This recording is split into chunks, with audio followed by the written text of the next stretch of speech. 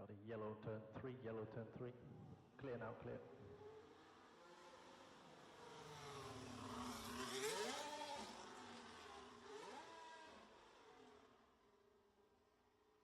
Red flag, recharge on, box. Leclerc turn 3. And we can go to strat 5, please. Strat 5 for the next lap.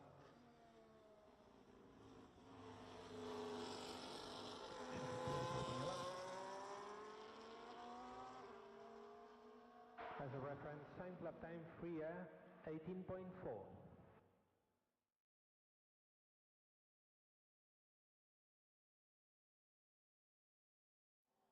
Clutch drop target was good. Well done.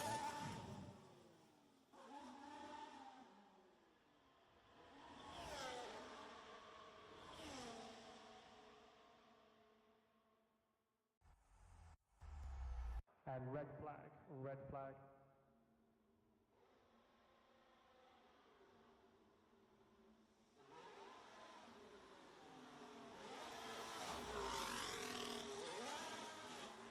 Need a bit more apex curve, turn 4. Keep your head down.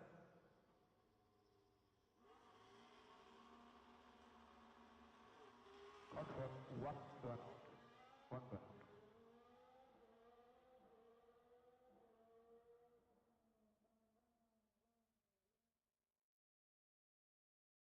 Okay, you're free to go forwards, 1% on brake bias, if you like.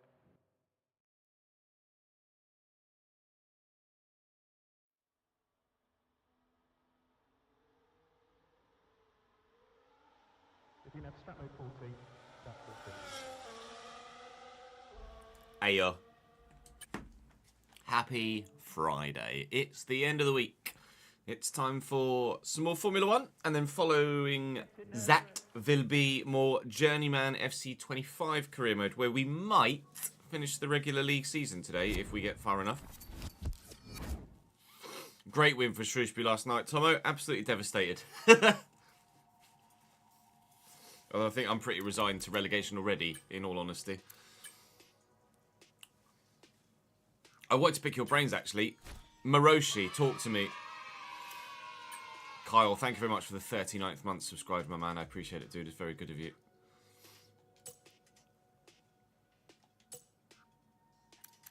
Talk to me about Maroshi, Tomo.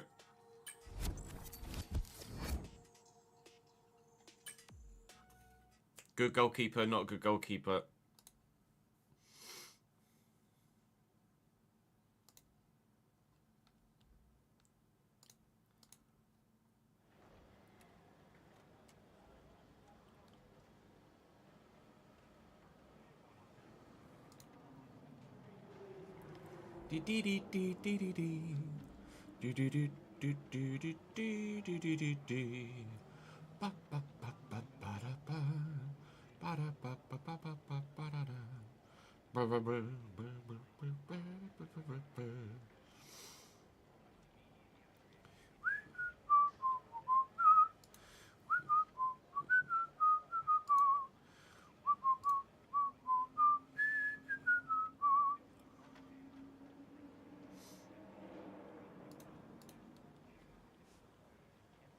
Broke your clean sheets in a season record. Good. If he could do that for us too, that would be great. When Haaland's contract is up, I will be 51, Jamie.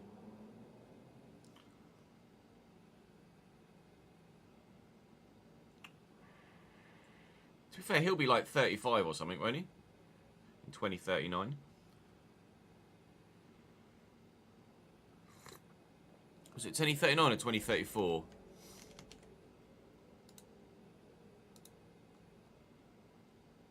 I know.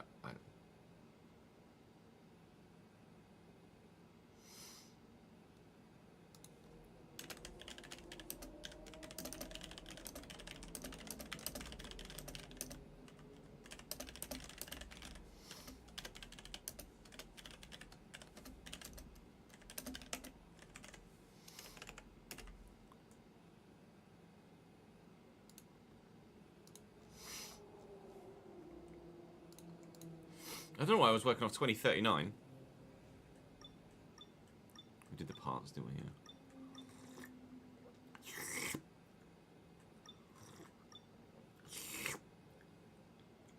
not great, Jeffrey. Cambridge are not doing great at all. Hope you had a good day yesterday, Jordan. Amad Diallo saved your birthday, didn't he? This is the League One table. And you have to keep scrolling for us because we're second bottom. Yay! Worst goal difference in the league. Second least goals Mount scored. Actually, Stevenage have only scored 18. Christ, have they done that? But they've only conceded 20. One of the worst defensive records, one of the worst goal scoring records. Lost more games than anybody else in the entire division other than Shrewsbury. Lost won less games than anybody else other than Burton, who are bottom. We are going down. Which means next season's realistic RTG will be with Cambridge from League 2.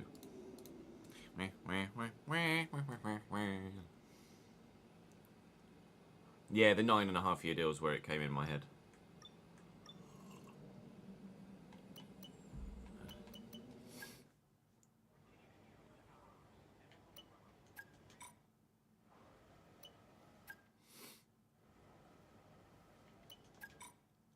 Let's get these. Ooh, let's get these set.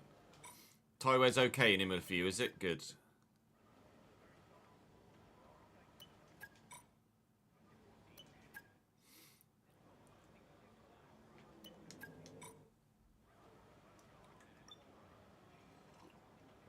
Right, let's not waste any time, shall we? Let's just get cracking, shall we?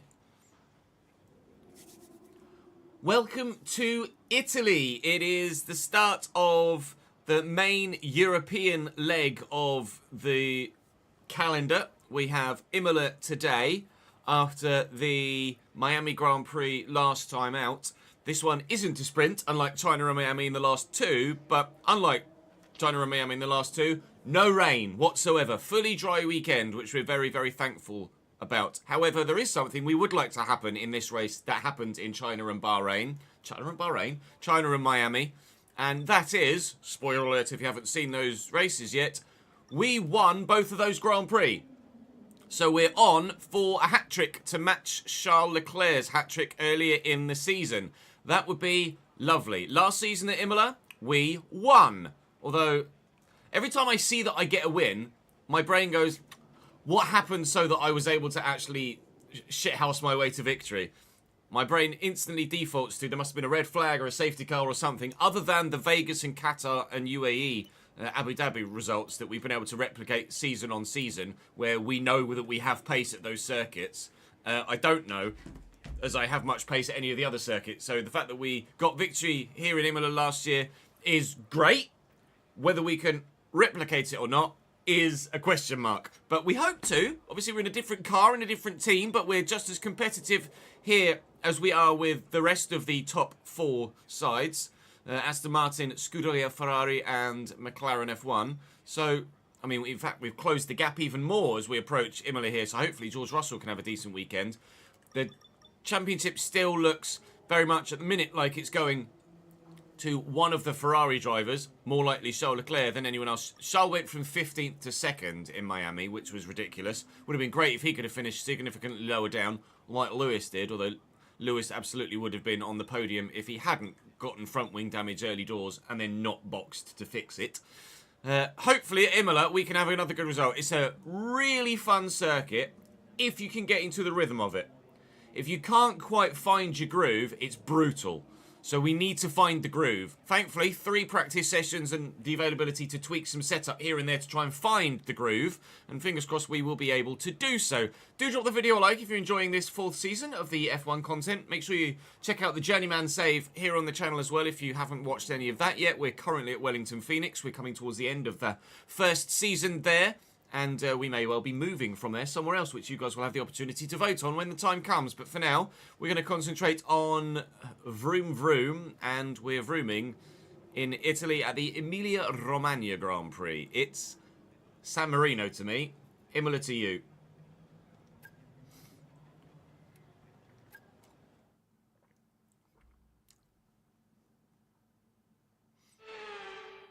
Ciao, hello, and welcome to Imola. We're just about to get ready for practice. Great to have The you MSC company. Cruises Gran Premio something to Imola, Romagna.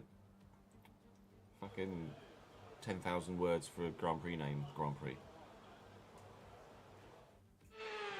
Acknowledged.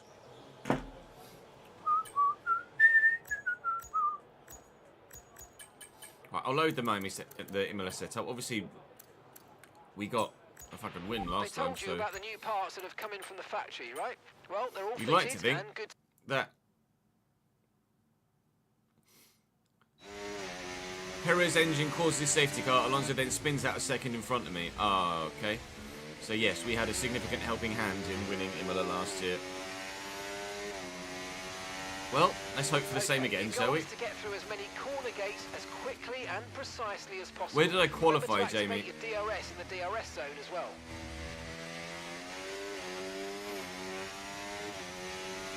Yeah, Ahmad's pretty special at the minute, isn't he? Top form. In terms of your earlier question, Mike, Wes Houlihan is the best player I have ever watched in a Cambridge United shirt.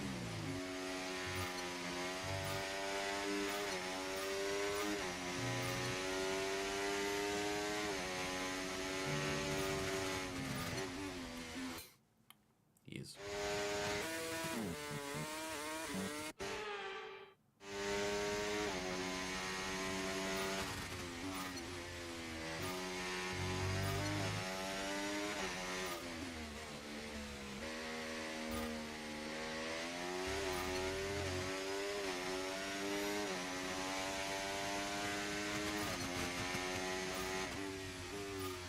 I seem to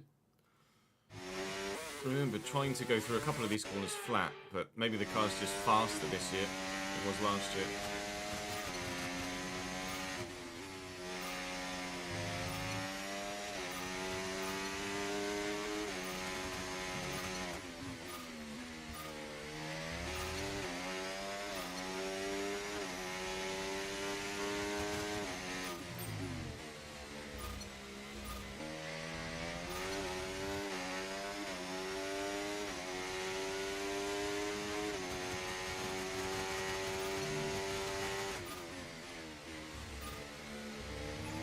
Ah, ruined it. Okay, DRS zone coming up. Get ready to open it. Distance is on your MFD. Never mind. Taste for it too. Oh, I was 8/10 off pole, was I? Oh. Fifth is still decent though, but 8/10 off pole is yeah, not ideal. L2 fuel management also on the hard. Morning, Ben. How are we, lad? I have ABS on.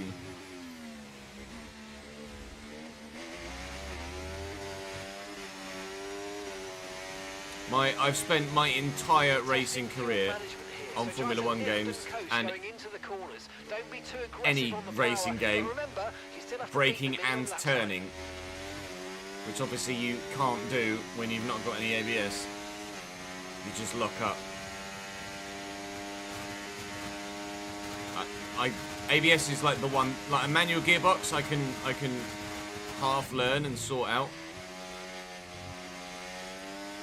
but ABS is not something I've ever been able to pick up.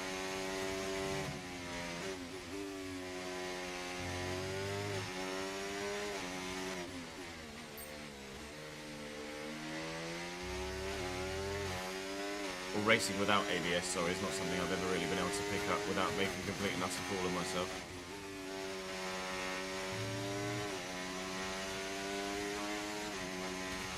Oh, that was bad.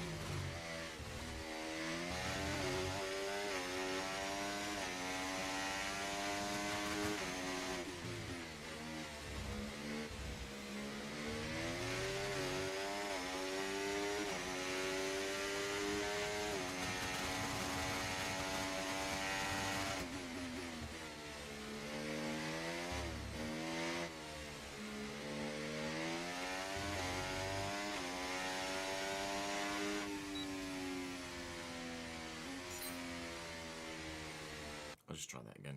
Actually properly lifting and coasting. Whoa, steady. Lol.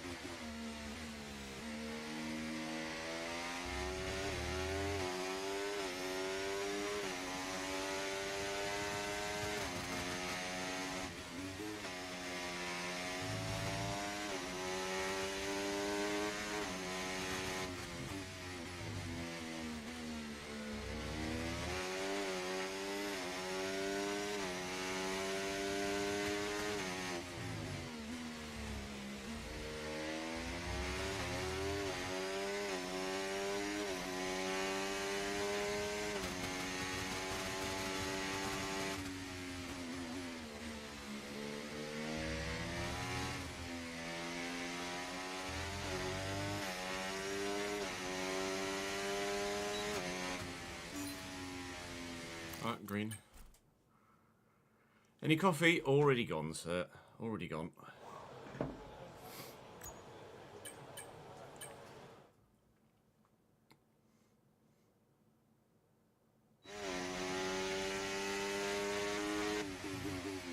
Peterborough beat Brentford 7-0 in League 2, yeah. Teams like Brentford, Hull, Swansea, a number of teams, Luton, a number of teams that have been in the Premier League of late were as low down as League 2, if not lower, in Luton's case, in the relatively recent history. I do have some hot chocolate in the cupboard that I got for Christmas I need to use, actually.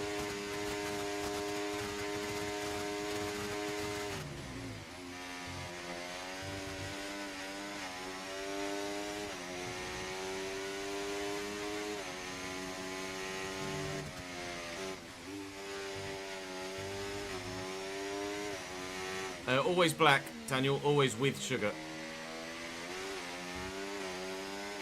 I have my coffee black with sugar.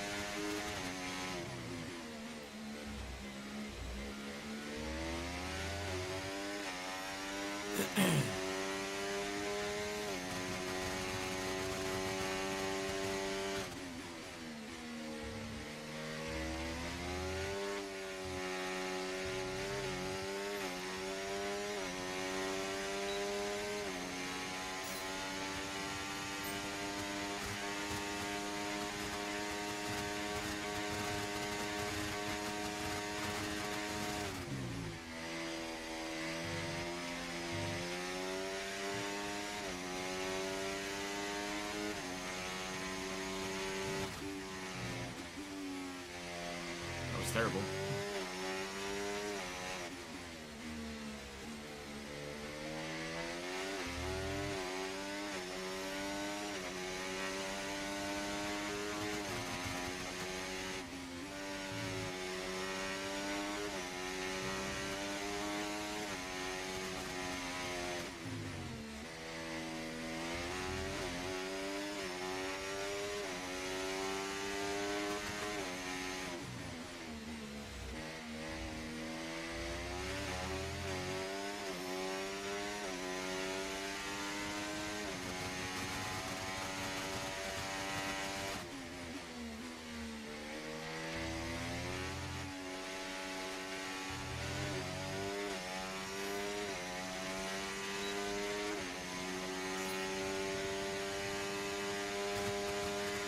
I'm not surprised. Coffee and ADHD weren't combined very well, to be honest, Jamie. Hyperactive disorder plus caffeine sounds like absolute fucking chaos.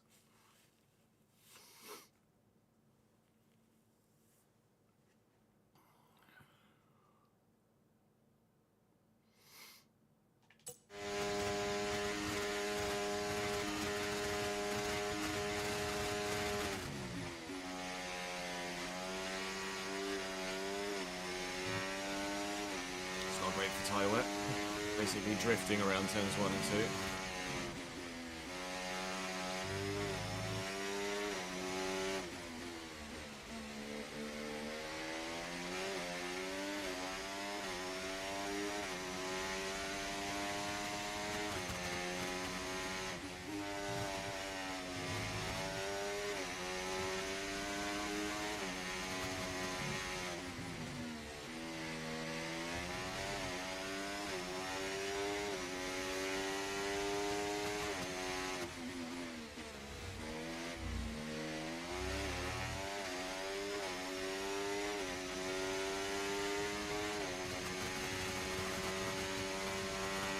Big lock up there. Alonso goes straight on. I get distracted by it.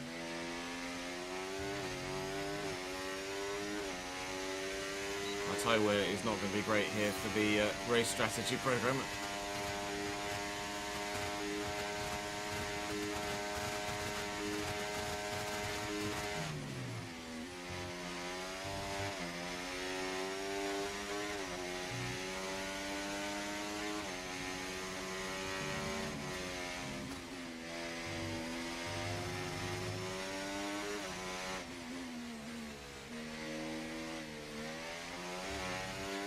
Imola's just a one stop, isn't it, because of the length of the pit lane.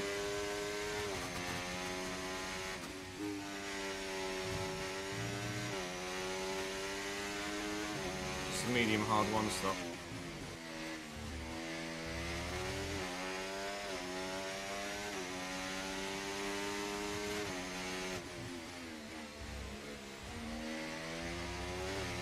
Bear with, I'll have a look. Let me read you that message, Potato. Thank you for the follow, mate, and Sting.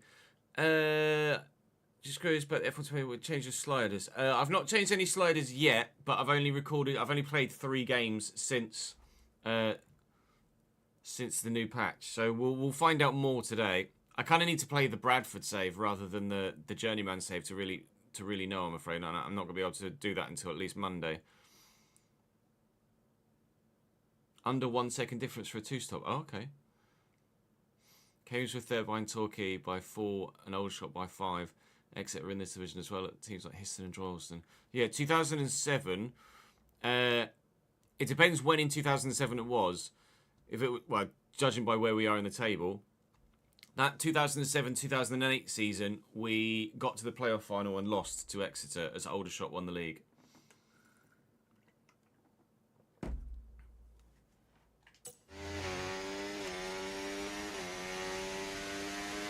Then the next year we got to the playoff final again and lost to Torquay instead.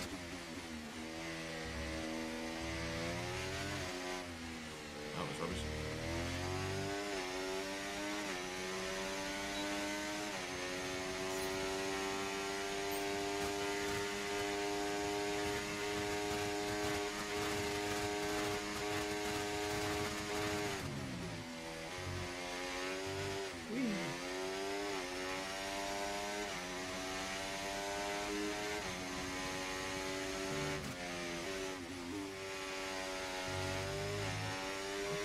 It's good information actually, the fact that the 2-stopper might be doable, but given the pace of the front runners, I don't know as I'd be able to do a 2-stop for a win. Maybe for a podium perhaps.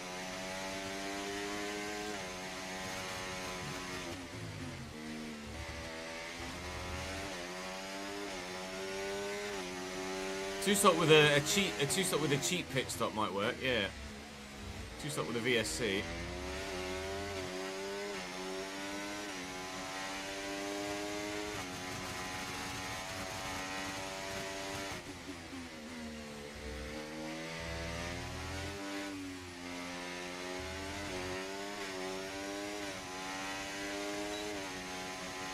Program complete and a job. I really have abused the tyres on that lap. Well I don't suppose that's going to be very good at all. Data with that run, so come on back to the garage and I can take you through the numbers.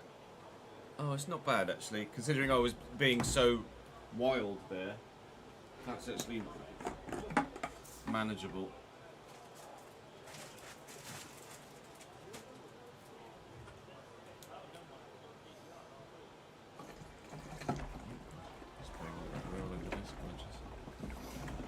True, not with my pit crew. That's a good point. Thanks for the reminder, Nick.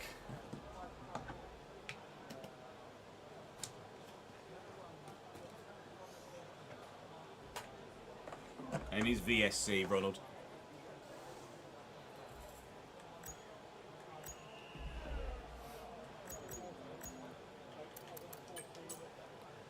Right, let's go do...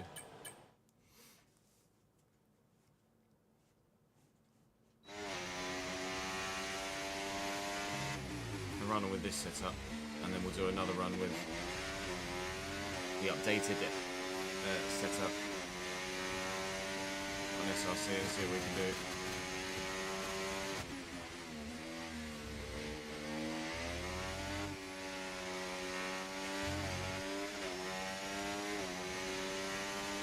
Yes, I'm so inconsistent around Imola, it's sometimes hard to actually get a genuinely comparable lap time.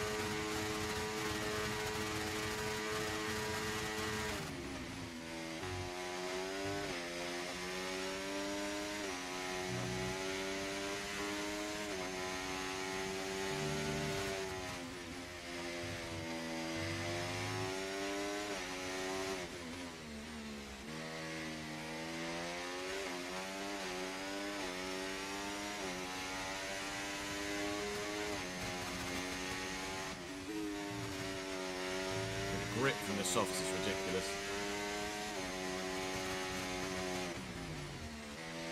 Grip from brand new softs, should I say.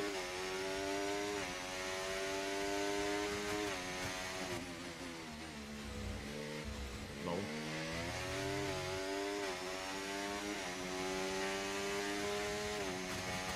I'll redo that. So I'm not going to be taking the corner like that on the next lap, am I? We want to get a fair comparison.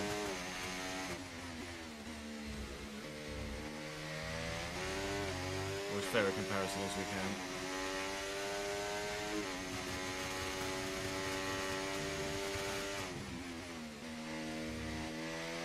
Notably 20th in a straight line.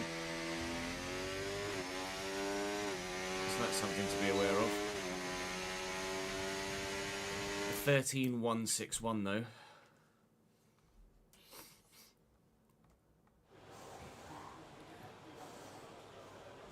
It's not bad. Without using any battery. Right, just tweak the setup slightly, bear with. Uno secondo.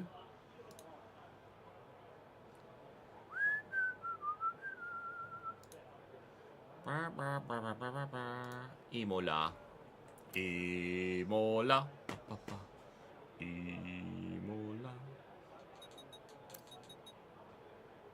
Okay. We can take a little out. Car feels pretty well balanced.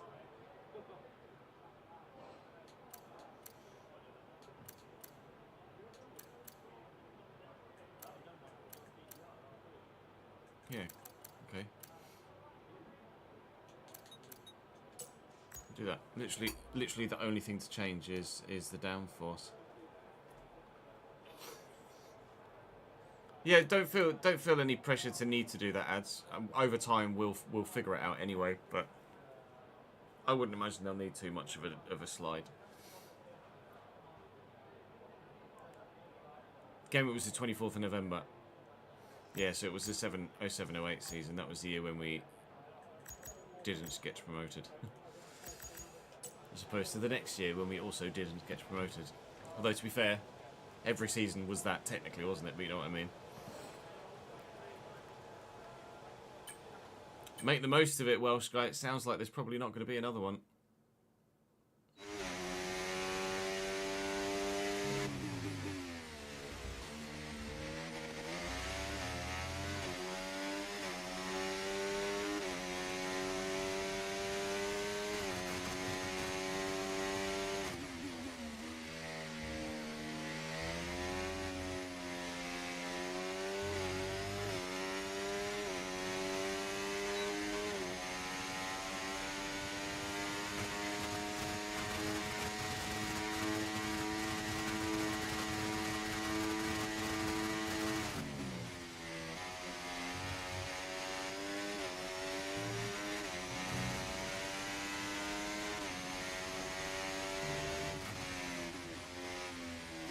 Took that horribly.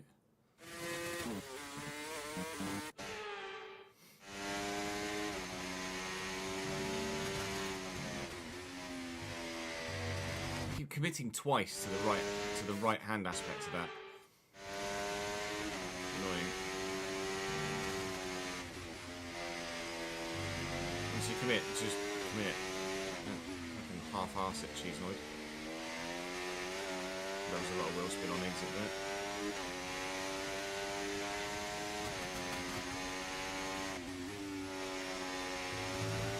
Thank you, Esteban.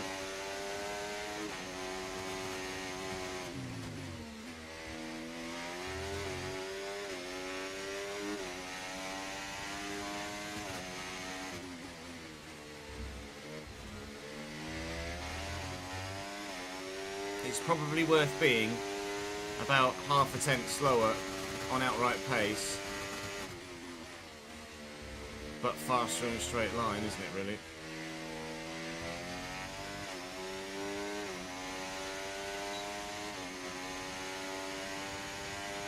To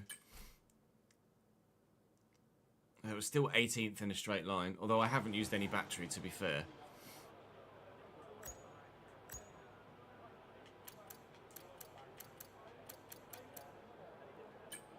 Now we'll do a proper quali run and see what sort of lap time we can set in.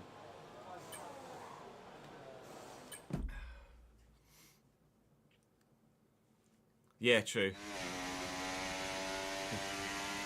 If the car on track ends up in the barrier, it's your fault. Yeah, probably, Jamie.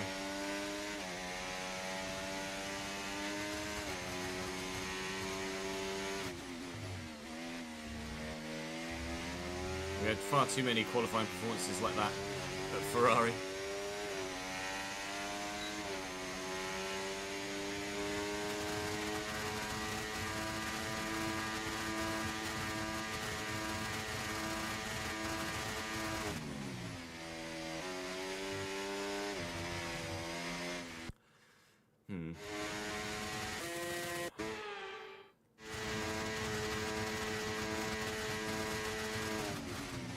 Maybe the less downforce is actually a bit of an issue.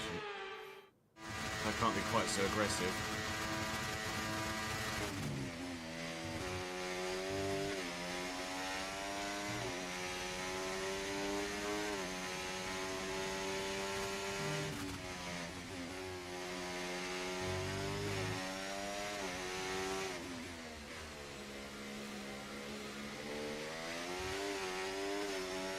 Alex, don't get in the way, mate, please.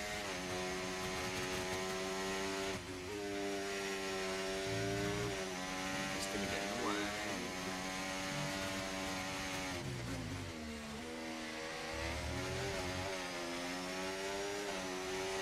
Fuck's sake.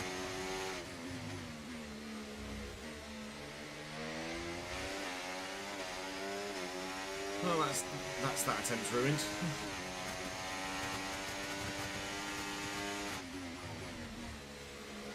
Third in the speed trap, though. Okay, we can take you this lap.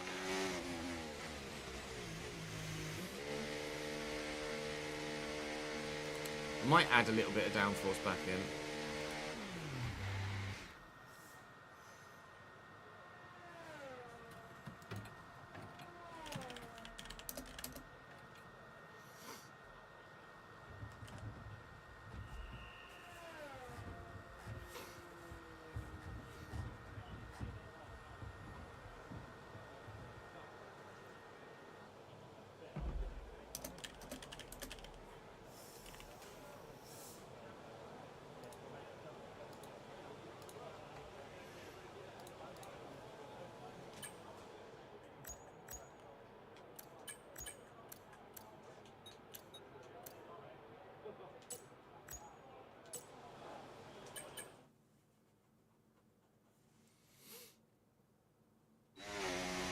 See what's on track around me this time, so I don't actually catch someone.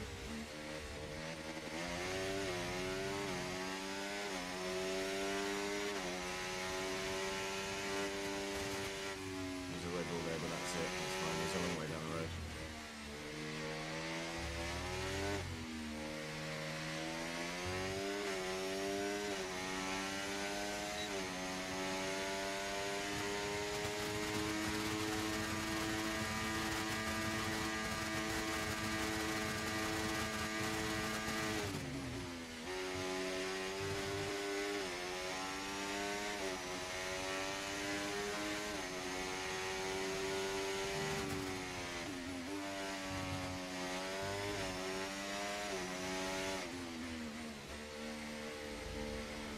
you doing that, Jez? Has he? R.I.P. Ennis Bardi. Where, I can't remember, where is that? Trabzonspor, wasn't it?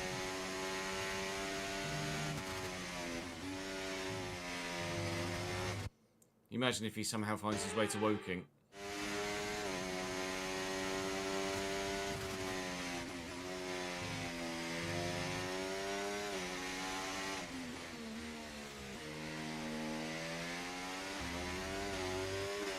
Yeah, you're not wrong, Jamie. I am always at either end of the spectrum. I never just have a decent drive. Either win or I'm 10th.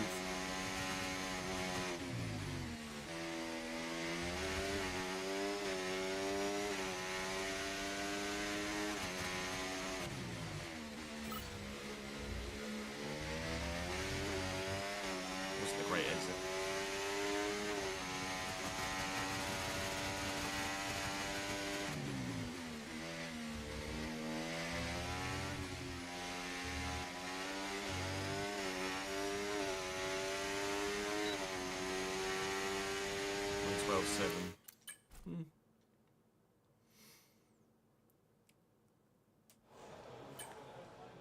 Ollie's Besiktas manager now, is he? That's intriguing.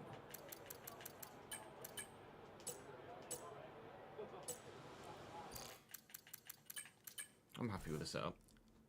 Not as much my driving, but I'm happy with the setup.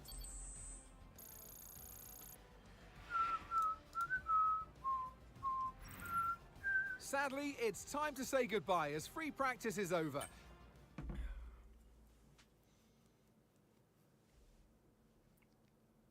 You might be right, Jamie.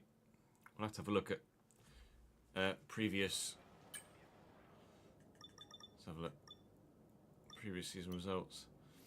Last year, no, Shah was already winning every week. I won in Imola and then 9th in Monaco, 5th Canada, 6th Spain, 1 in Austria, DNF in Great Britain because fuck my life. We look at those DNFs in that season. That was because of the reliability was just in the mud.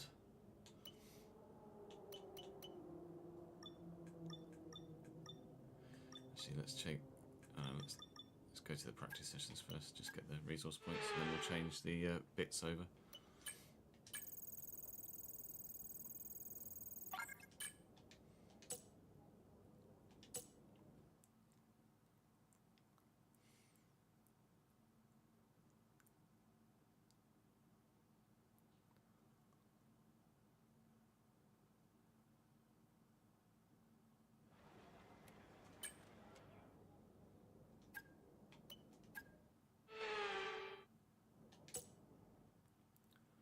Car feels good.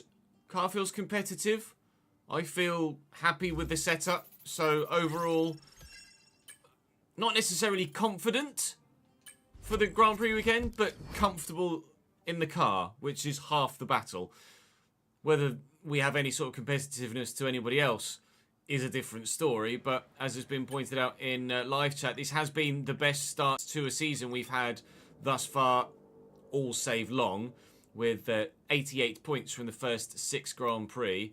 We have nowhere near that many points in Season 3, and even less in Season 2, and even less in Season 1. Actually, no, we got the win in China in Season 1, so maybe we might be close. Too many DNFs in Season 2. And we win in Imola, but a DNF there in Saudi as well. Although, DNF in Saudi this year too. So, I'd like to think we can challenge for the triple header in terms of back-to-back victories.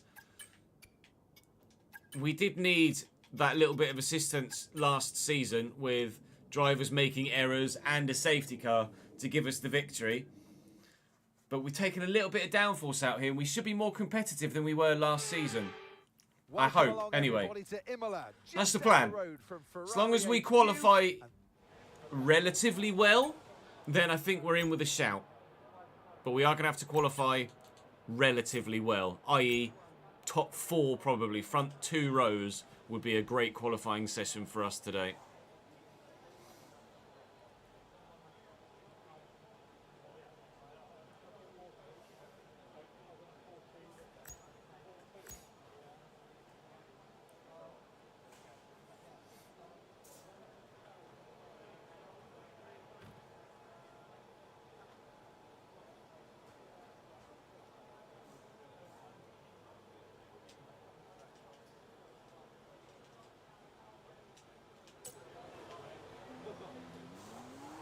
What do I need?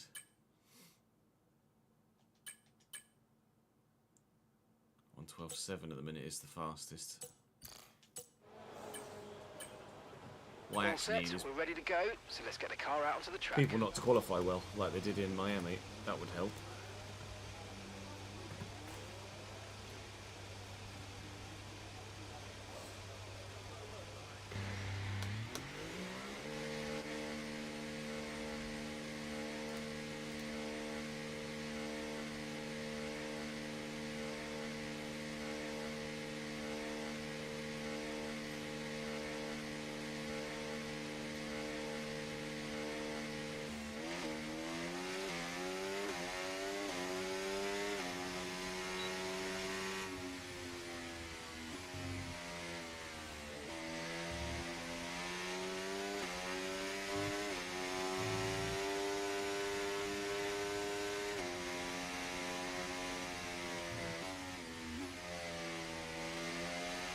And we've been pushed down to P20.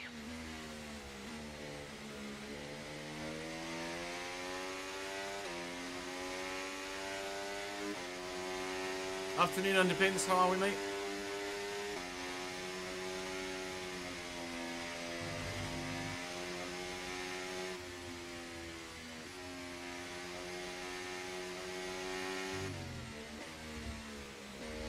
Yeah, decent.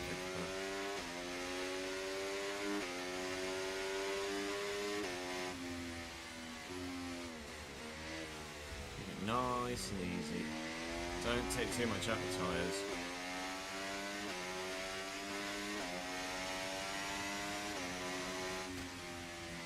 Oh, Red Bull off the track. No, McLaren off the track. Oscar Piastri has binned it on his quali outlap. Well done, pal.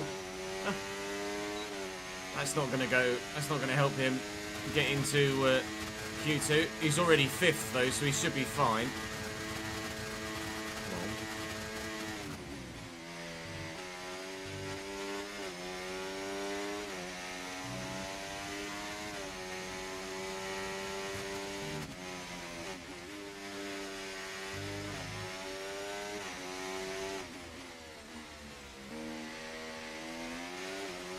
Purple sector 1.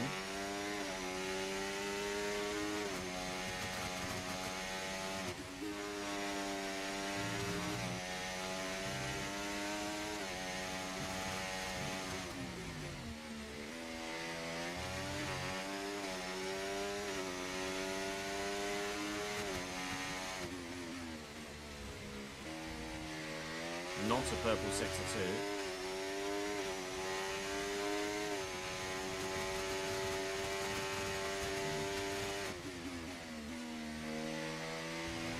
Drop to P20. Yeah, not going to be P20 anymore after this, pal. Alonso does a 12.707. We did a 12.637. That's P1 in Q1. We'll take that. That's probably about as quick as I can go, though, unfortunately.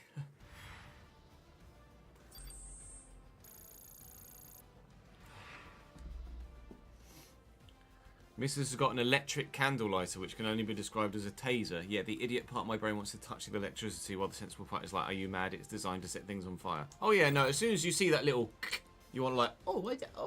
Oh, look, it's shiny, shiny. Touch it. And then your arm goes, I didn't see who went out there. Never mind.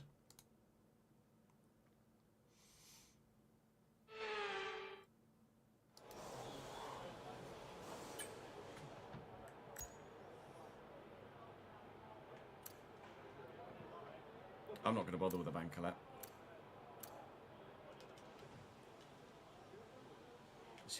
No, I'm not going to need the tyres. There's no point. I'm just not going to need loads and loads of extra softs.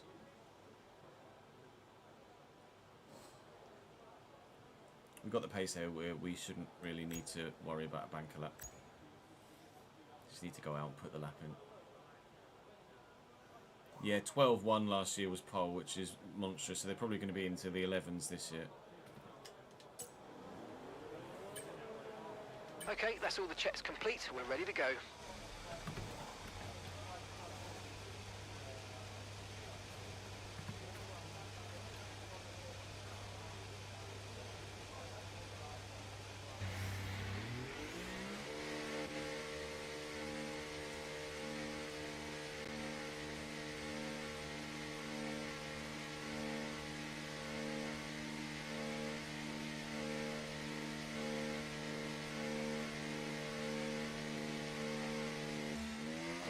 Last year was a 1:12.9 in Q3.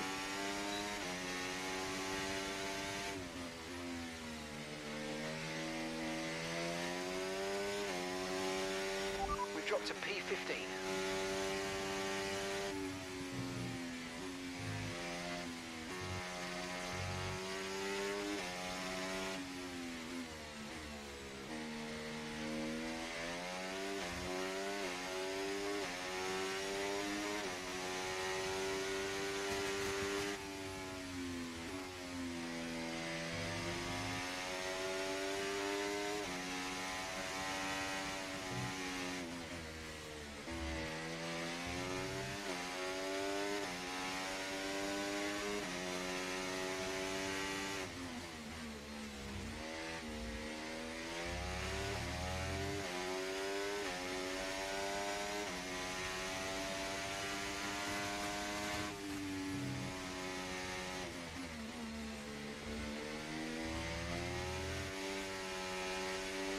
Right, Q2, let's have it.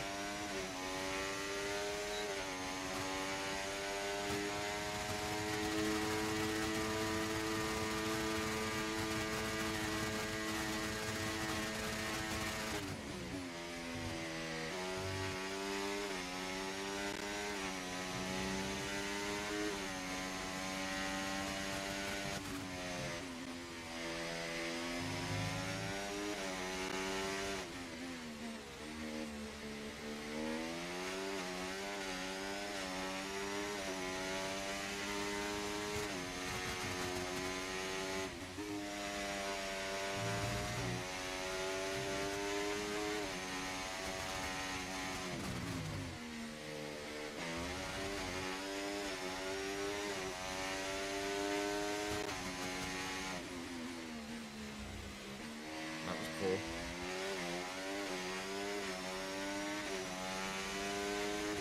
.112.5 from Lewis in the Ferrari, 112.5 from Oscar in his McLaren.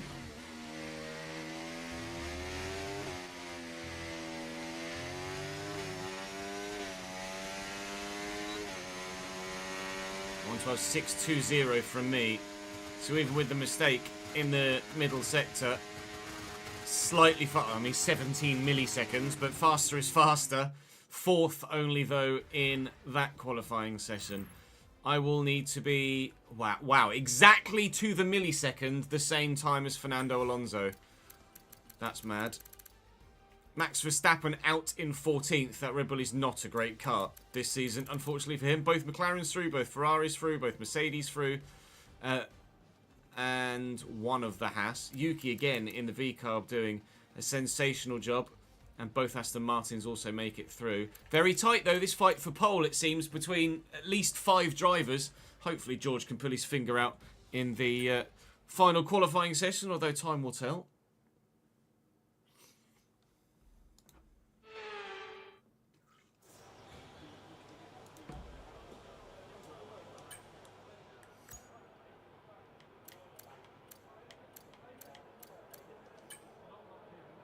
No, I'm not gonna bother with a. No, I will put a banker in this time. I will do a banker. I wonder whether not having a banker. It's raining. What?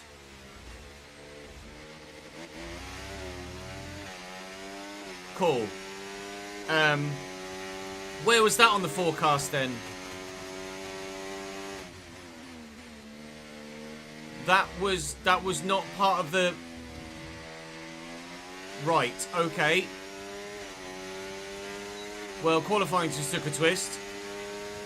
Well, because it just said bright sunshine the whole time, I didn't pay any attention whatsoever to the fact that we might have a change in the weather. There has been a change in the weather.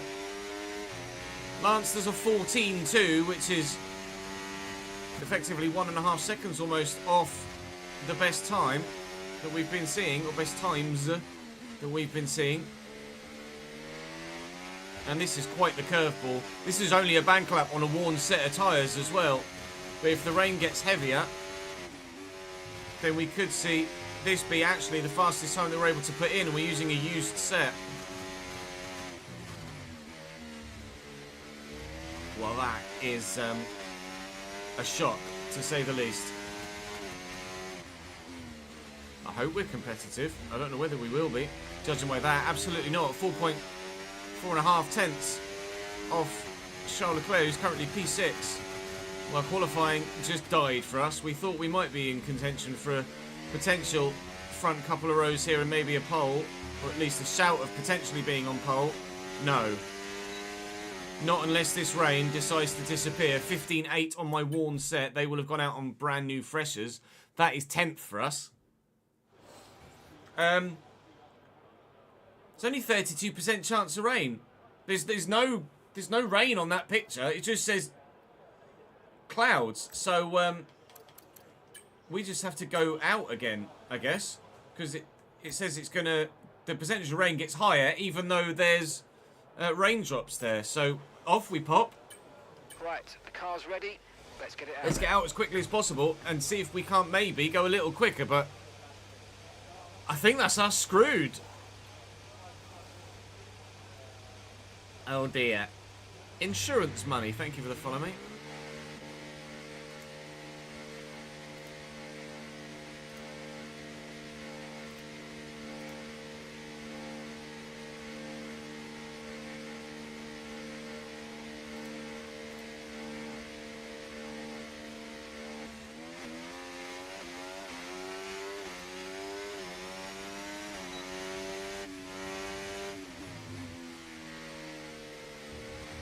Rip's gone.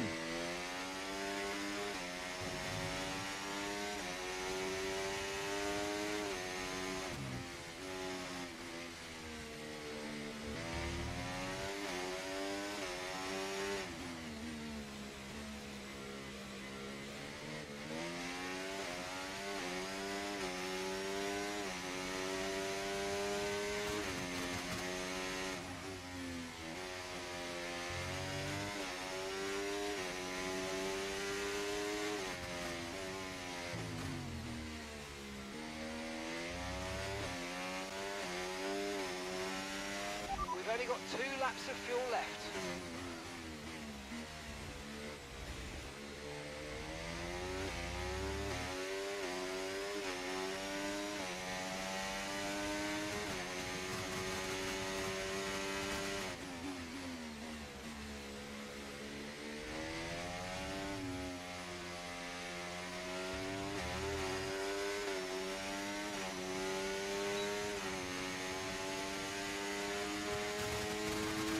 It's over. It's over, chap. Sure of it. Yeah, there's no grip. There's no grip. It's over. P10. Wow. That's completely blindsided us. I went off the symbols. I didn't even pay attention to the numbers. It just said maybe overcast, but big sunshine, if not overcast. And even on the screen as we headed into this lap, we saw that it said a big sunshine. DRS disabled. We saw it had a big sunshine symbol, but like 42 to 52% chance of rain. That has thrown the entire weekend into disarray. 10 minutes left of this rain, then we think it's going to dry up. Oh, good. 10 minutes. I'm so happy that it's going to dry up in 10 minutes' time when there's 3 minutes of session left. Well, Charles Leclerc is 8th, which is, I guess, good news as well, that he too hasn't been able to maximise these tricky conditions, Right, let's have or you in at the unexpected end of this conditions. lap, please. Lewis is 6th, George is 7th, so it's going to be a McLaren or an Aston that's at the front. This is going to be a very intriguing race from here. There are overtakes to be made, positions to be made, and if we can follow Charlie through, then maybe we can still go for a win. But a win from 10th is going to be really, really tough indeed. Hashtag content, you're not wrong.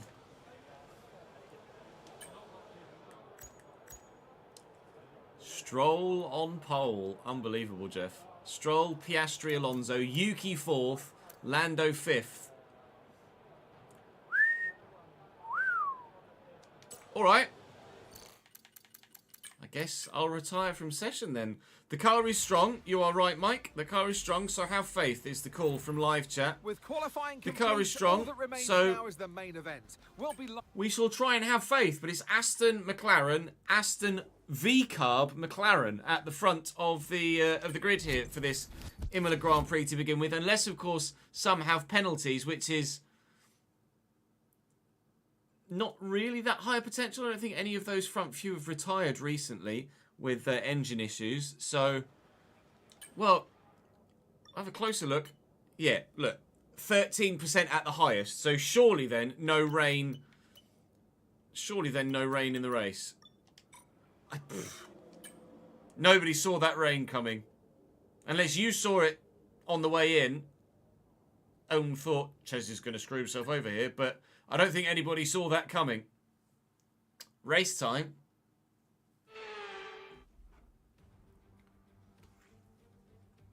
Welcome once again to the Autodromo Internazionale Enzo e Dino Ferrari. The clue's in the name. This is very much Ferrari home turf, and the locals will be out in force today to support their team in what we hope will be a magnificent spectacle of motorsport. On then to the Emilia-Romagna Grand Prix. 3.1 miles of track at Imola featuring 19 turns, 9 to the right and 10 to the left. Remember that Imola... It's time to see how our drivers are stacking up after yesterday's exciting qualifying session. Any a fantastic penalties? effort from Lance Stroll yesterday. I don't imagine put so. Him on pole. So and Oscar Piastri it's going to be completes P10 the for front us, row. isn't it? Looking down the Stroll rest of does the love a grid, pole we in have interchangeable Fernando conditions. Alonso, Notes Tsunoda, Turkey. Norris, Yeah, Hamilton, Norris, Hamilton, Russell, Leclerc, Perez, me. Wood, Oh, if I'd have gone out on a fresh set Gasly, rather than a used set, Sainz, I don't know whether it would have made much difference. Ricardo, Really, Albon, on the Delta it said it was only Ocon, just over a Theo 10th in it. Pourchaire, So Behrman, I don't think it would have made and any Zhou difference Guanyu. whatsoever. Zhou Guanyu starts last And with a alongside penalty, him- but it should be a one-stop race. And it looks like it will be a one-stop race with my personalised settings. There's apparently about 4 seconds difference between a one-stop and a two-stop. But ultimately, if we're completely honest with ourselves, we know that the two-stop's not going to be doable because it's just such a long pit stop. Everyone's going to start them. To be fair, Nico's on the hards. Nico hard, Ricardo hard, Albon and Ocon soft. I'd be tempted to start hard here and go to the mediums at the end, but I don't think really that's the right play. The right play is going to be do the one stop, but box on like lap 24 or 5, I think. Medium to hard, box lap 24 or 5, and then hopefully the undercut, depending on the scenario in the race at the time, will help us earn some extra positions. 8 laps worth of extra fuel. Wish me luck. Let's give you guys on Twitch a prediction. We'll say, will I make it to the podium or not? P3 or higher, P4 or lower. Start prediction. I'll be back in a minute whilst I have a quick toilet break. And you guys can have your vote on whether you think I'm going to turn up or, probably unsurprisingly, bottle it again. Lamau.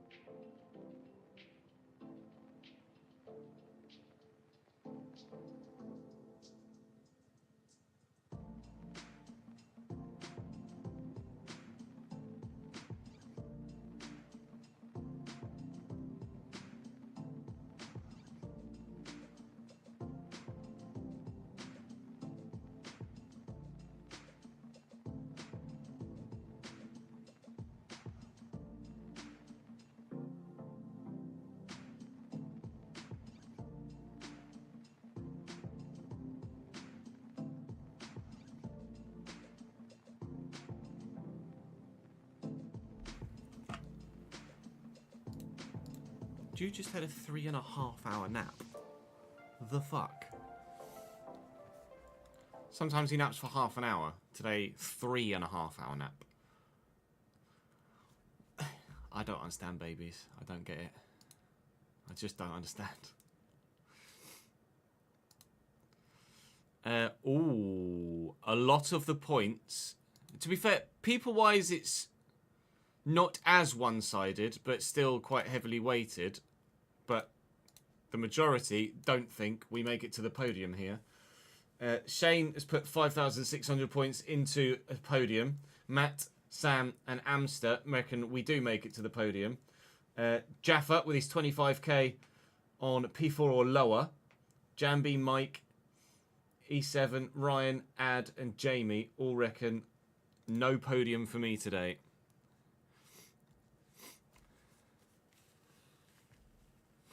You 6-month-olds just moved to a 2-nap day. Yeah, Jude's on a 2-nap day at the minute, but every now and then he'll have a 1-nap day at the minute. He's 11? Yeah, he'll be 11 months old next week. He was 5 weeks early, so he's still like 9.5 months technically, like gestationally, I guess. It's screaming a P4, is it? Screaming a P4, he says. Let's go and find out, shall we? You're telling me, Underpins.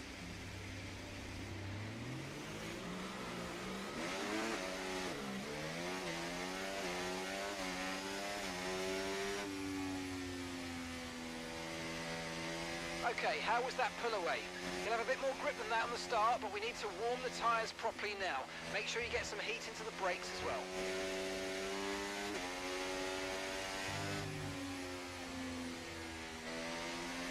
Afternoon, Chris.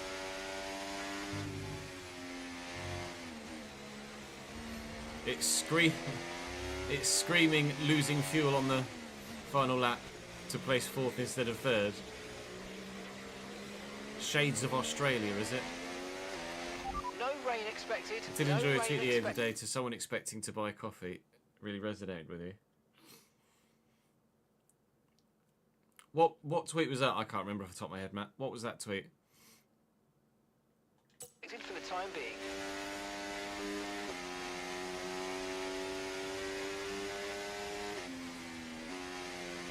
Oh, my tweet to someone else. Yeah, sorry. To Jimmer, wasn't it? I replied to Jimmy Broadbent. He put a picture up. He and his partner are expecting very soon, I think. Is it Annie? I think his partner's, I think his lady friend is called. And in his trolley were like nappies, wipes, and then like a car toy. Obviously, Jimmy's a real life racing driver and sim racing YouTuber. And I just put, buy coffee.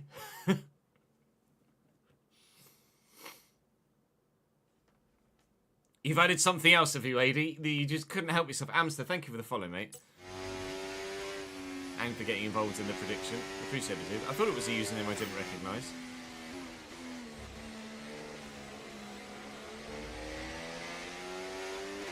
This is turning into an AD and Andrew joint project now, isn't it?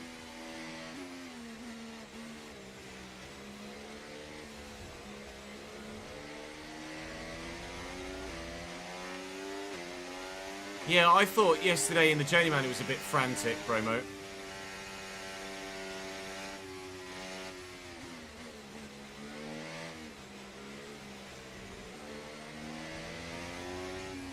We'll obviously be playing some more today. I think I might need to do the same in mine.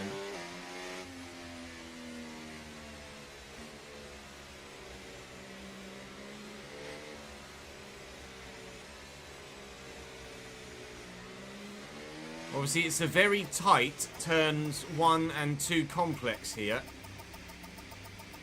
So, having a little bit of space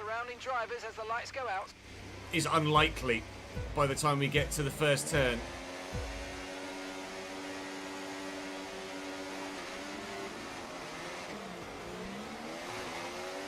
Lewis got squeezed a little bit. Charlie's had a good start.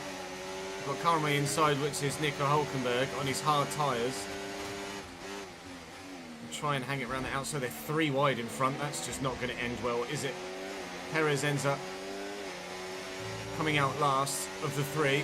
Again, trying to use a bit of battery here. Nico should back out of this. He hasn't, so I'll give him space. Now he's backed out of it. Lando and George Russell alongside one another. I'm going to try and get up the inside here. It's an early-ish apex there, so it's not really a go-to overtaking position, but we've been able to sneak up the inside of Sergio Perez there.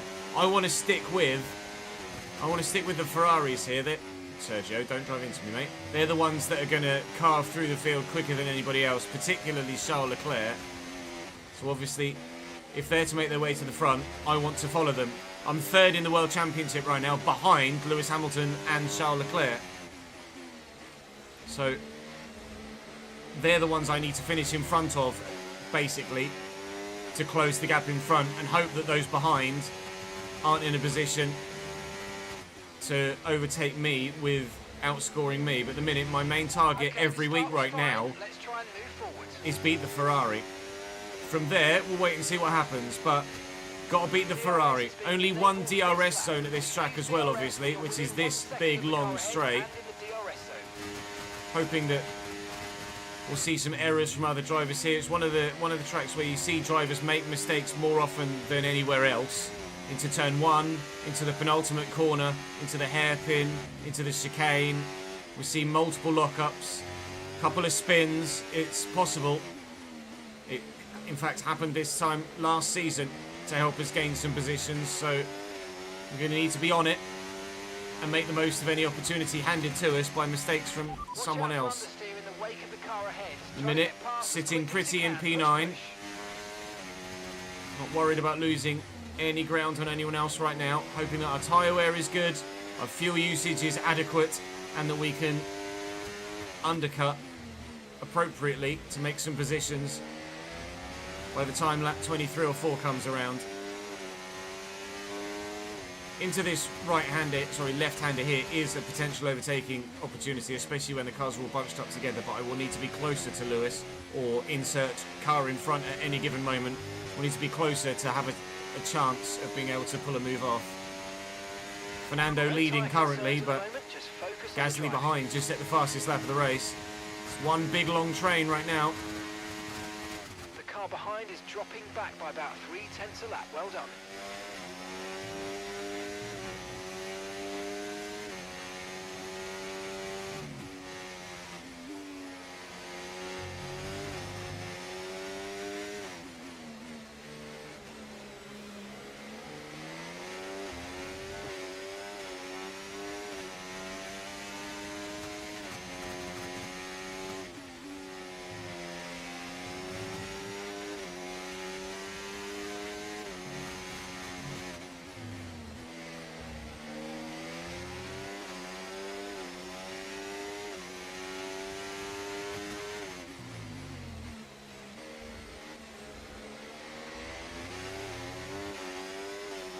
Getting the exit there is difficult against the AI. They're so strong on traction. Trying to open up a second gap to Perez behind, so we don't need to worry about anybody behind us, and I think we might have just done that. Although the detection point is quite significantly away back, so we might actually still be in DRS range. The gap isn't growing massively, but it is growing, so yeah, Sergio Perez doesn't have DRS here. For the time being, all concerns of drivers behind are alleviated. It's the front 9 and then the rest. In fact, there's a front 9, then the next 3, then the rest. There are 3 separate trains now. Got to stay with this front train if we want to win this Grand Prix.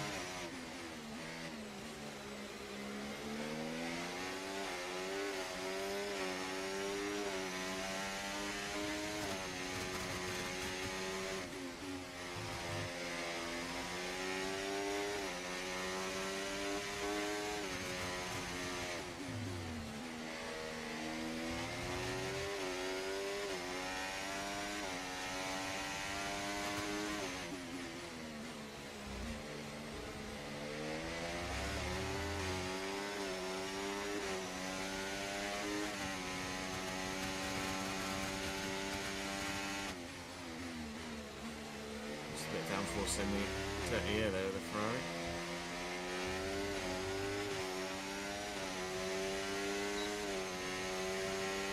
Stroll locals just set the fastest lap of the race so far. Gap to your teammate ahead, 1.6 seconds.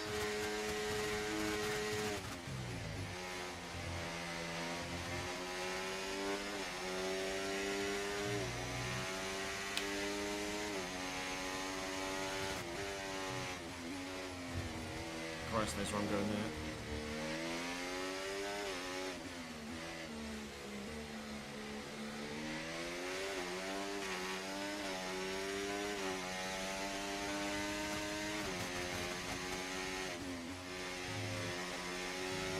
Close that gap again, Mr. Noid.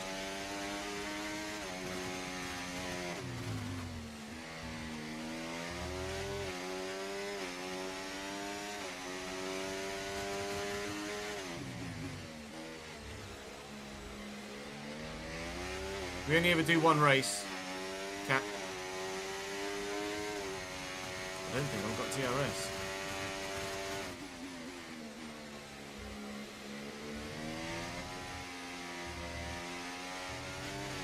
One mistake. That cost me quite a bit here.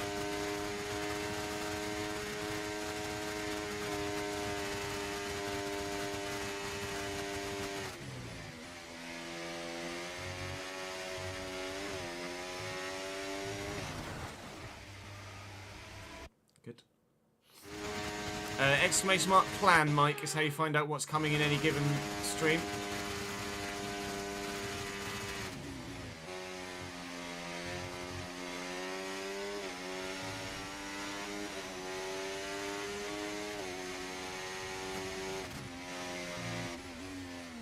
Fuck me.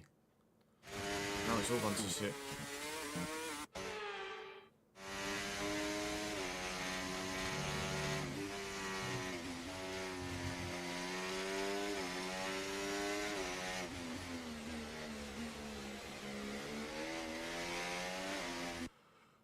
Won't say sweet life out. Stop trying like a moron.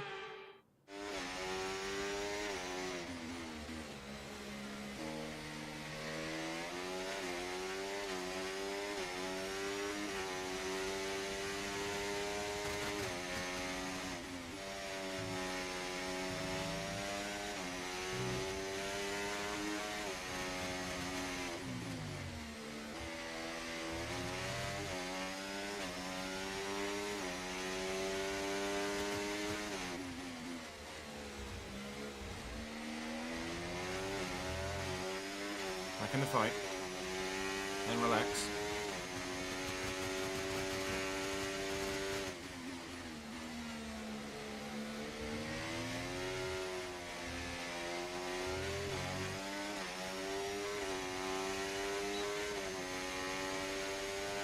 That was the Fastest lap of the race. Keep this up. I had to put the fastest lap of the race in to make up for the mistake. Probably won't make the highlight, but I made a mistake, cost myself DRS range, and had to put in the fastest lap of the race to close it back up. It's not going to do my tyre wear any good, but we're back in the fight again, and there's a 3-second gap behind now. They're probably fighting a little bit in that little mini train as well, even though it's two teammates that don't tend to have the sort of intelligence to not fight each other and work together. Let's make sure we stay on it though. Less talky, more drivey, otherwise we'll lose DRS range again, which we cannot afford to happen, obviously. Still just a big train Let's try and overtake them now. in front, which is fine. That just means that there's more positions to be made from an undercut later.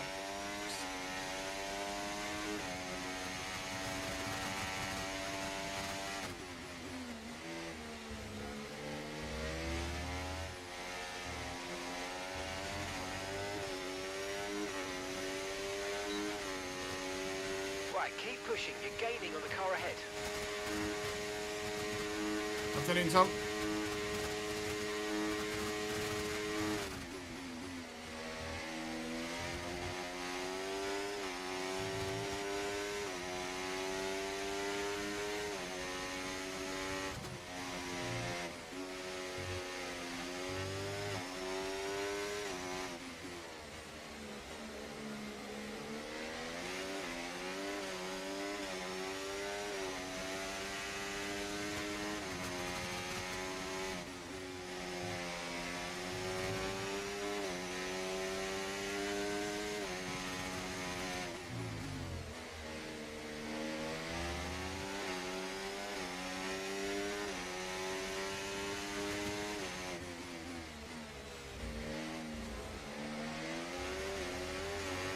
have a go at Lewis here.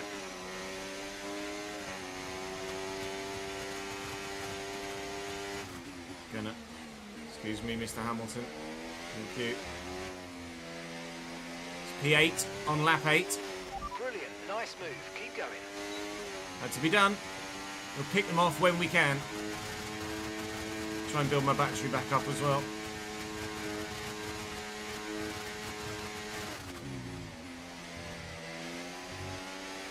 No mistakes from anyone else yet, just me that's made the occasional one. There's a little gap opening up now between the front three and Yuki in fourth. He's slightly concerned that maybe the front three could get down the road. Lance Stroll, Fernando Alonso and Oscar Piastri.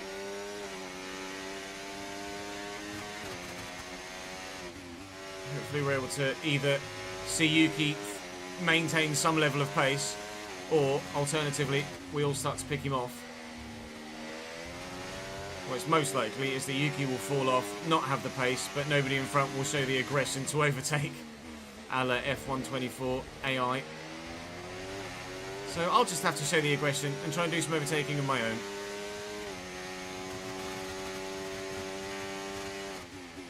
Although I'm sure as soon as he falls out of DRS range, George Russell will have a go. But he's not yet out of DRS range. The car behind is dropping back by about 0.3 a lap. Well done.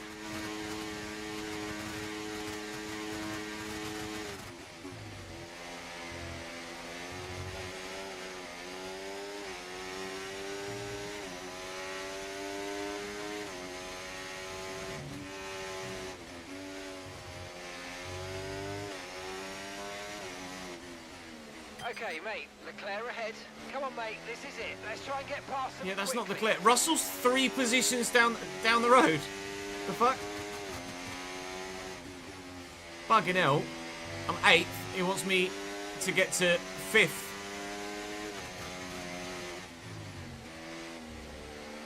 The audio cue was right. The objective is not. It should be overtake the car in front, About the tyre condition for now. not Everything's get looking 3 good. positions down the road. The tyre was alright. Managing it well.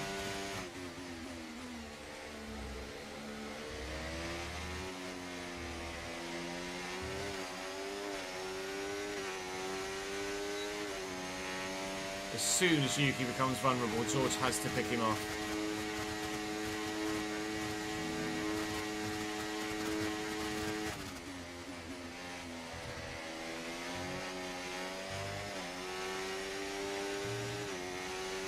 Lewis hanging on at the minute.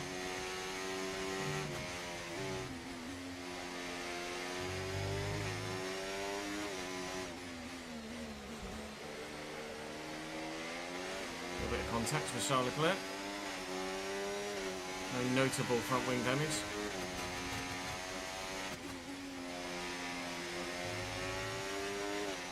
Quick look to see if there is anything that is missing. Just there was the contact. No, we get away with it. Phew. That's lucky.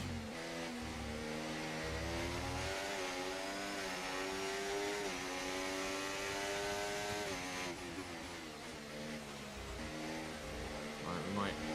no, I got bad exit, so we might have the opportunity to have a go at Leclerc. Yuki's starting to struggle. Gap's growing. He might now be out of DRS range. He's slowing the rest of this train up quite considerably now.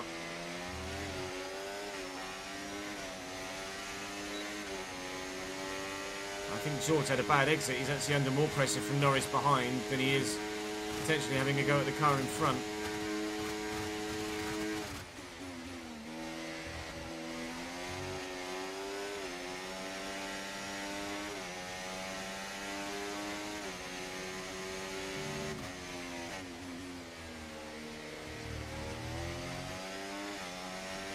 Change the direction I needed then. I was just a bit lazy in turning from left to right.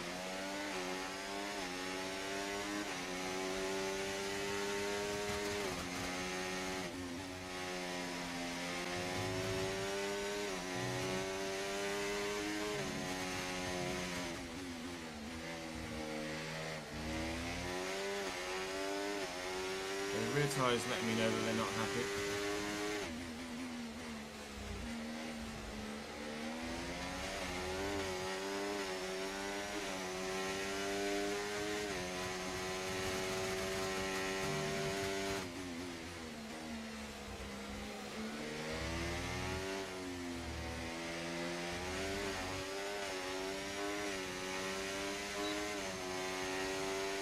Ahead starting to create a gap. They're just starting to pull away from us now. That's fine. Yuki's under pressure. Here we go. It's going to start to happen. That's George through. That's the move that needed to happen, and it's fantastic that it's happened first time. George might now be able to try and drag us, the whole train that is, up the road. I'm running a bit of a lunge on Charlie here, actually. Never mind, it was worth a go. Didn't work. Had a little cheeky look. He got the drive out of the corner. Lewis is now actually having a look at me here. Thankfully, he's decided better of it.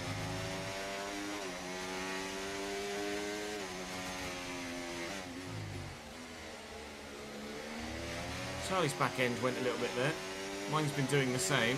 Nice to see the other drivers start to struggle with their rear tyres as well.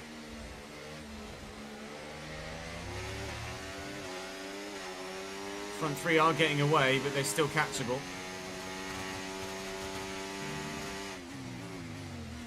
Might go for an even bigger undercut as a result of losing that front train.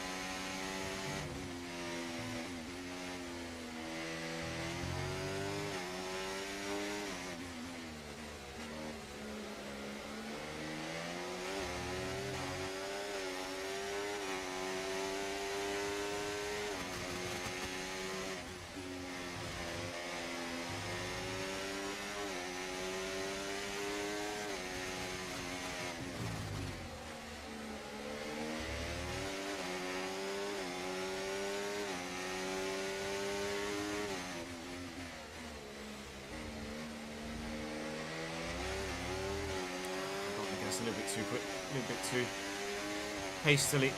I might use a bit more battery here and try and make a move for Charles. Stop. Oh, what a move. That is lick the stamp and send its territory. That brings you up a place. Oh, I enjoyed that one, especially on Charles Leclerc. Up to P7.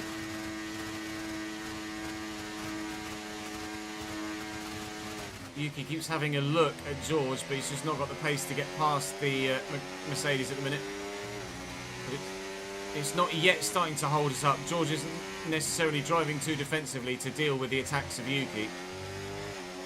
If George starts to drive defensively, that's when we all lose time on the front three, which we just can't afford.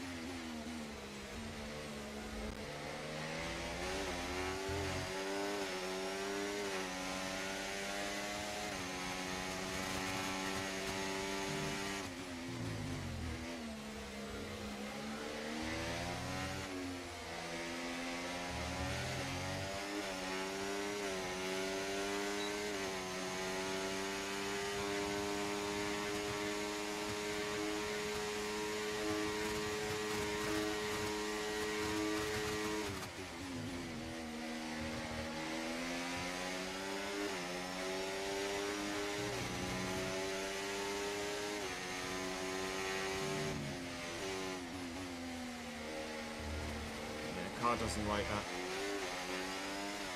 The tyres are at a point where I just cannot.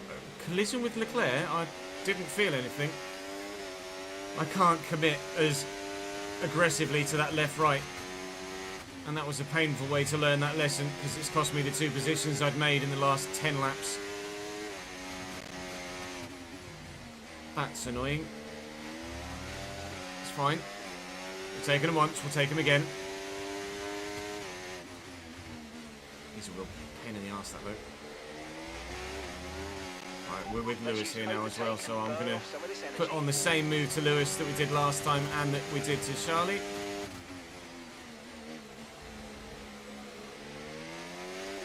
Bit rude with the racing room, but he had enough to keep his car within the white line.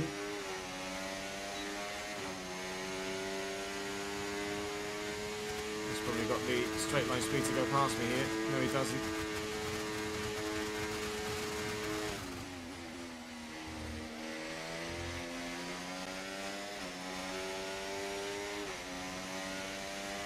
Oi, oi, oi.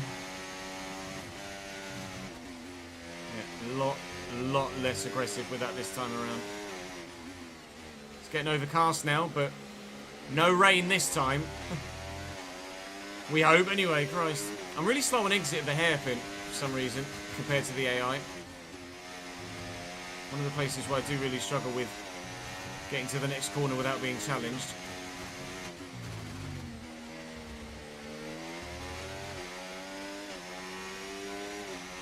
24% now on the rear right. Just so you know, we're getting some strange readings from a couple of the sensors, so I don't think you need to be worried. Just I'm some not bad worried. Data, so Still if not you do what boxing you're for doing, another I'll let you know if we notice any 7 changes laps or or so. The scheduled pit stop was lap 28, I believe. We're going to stop earlier than that.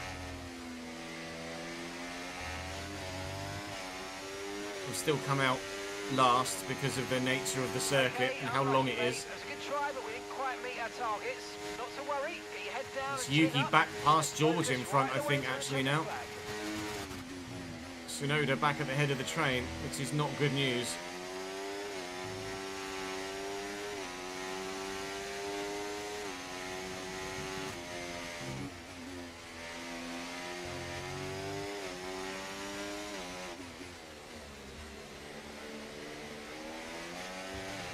Okay, no issues with tyre wear for now. Keep taking care of them.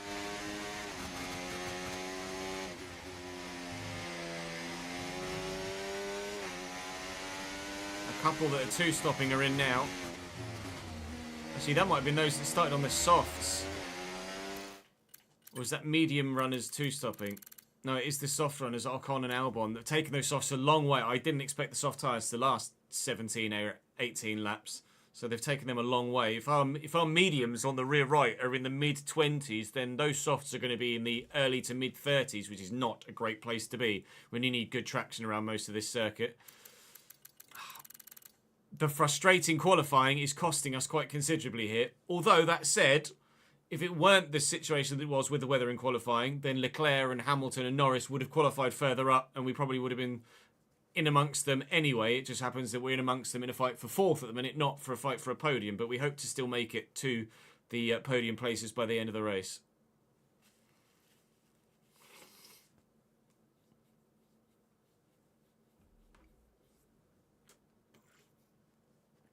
Seinfeld, Geldy, Freeman, and Lauenborg, thank you very much for the follows, guys. Welcome to the channel.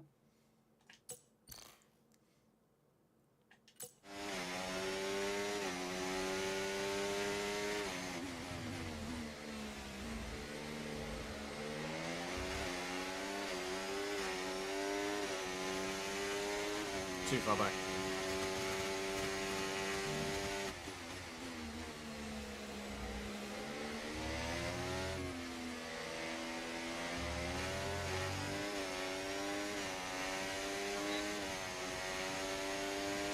Okay, you're losing a small amount of time to the car behind. Let's keep pushing. George on Yuki. Slows us right up through turn 1. This is where we're going to start to lose a lot of time to the front 3.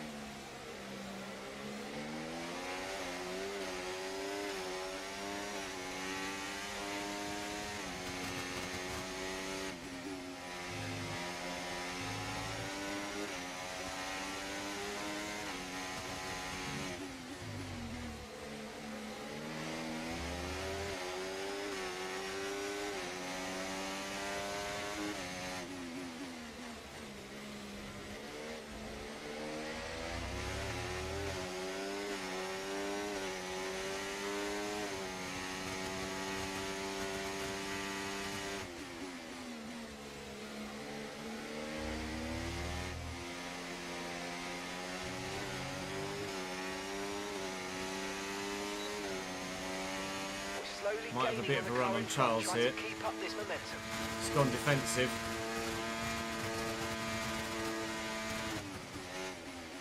He's locked up, but he's made it stick. He's kept the position. I half anticipated him there with that lockup just going straight on, so I got off the gas a little bit. Just in case I needed to avoid a Ferrari that just didn't turn. Unfortunately, he was able to make the corner. So we weren't able to make the place. We nearly had a go at him there. I had about 15% battery that I didn't use. But I don't think if I had have used it, I'd have made the position anyway. Really need to be on the inside to make the most of an overtake at turn 1, really. I could have a go here, though. Throw it up the inside there. Leave him some room. Okay, good work. Great pass. Let's us past Charles Leclerc and back into it. 7th. Out of DRS range in front, but we should be able to close that back down when they start to fight again.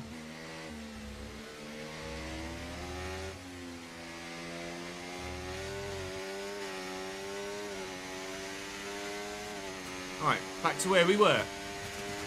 We go again.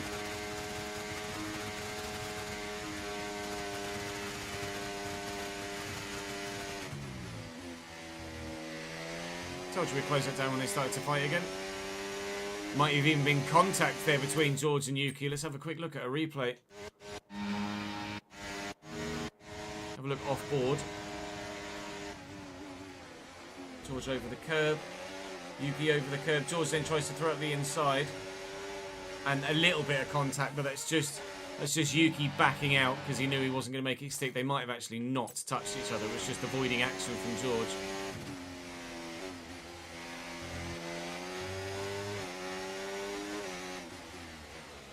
I don't imagine what the gap is to the front three now.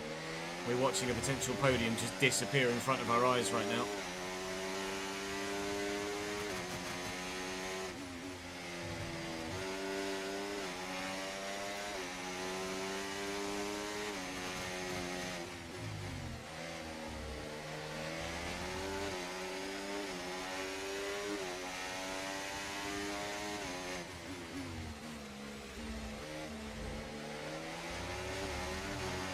Definitely making a move on Lando here.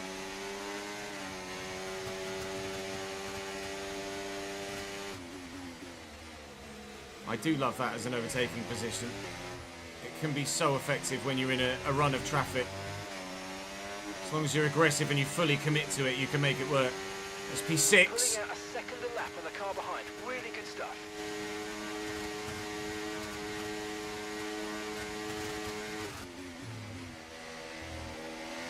Now's when it becomes awkward. When your teammate's involved and he's busy fighting with someone else.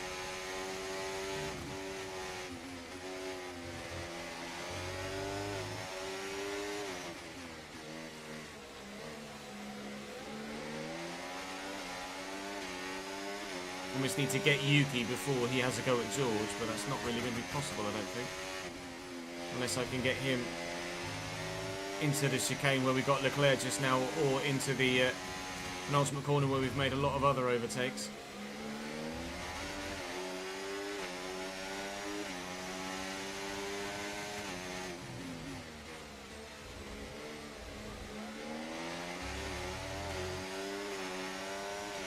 I'm not close enough. I'm going to save the battery for the straight.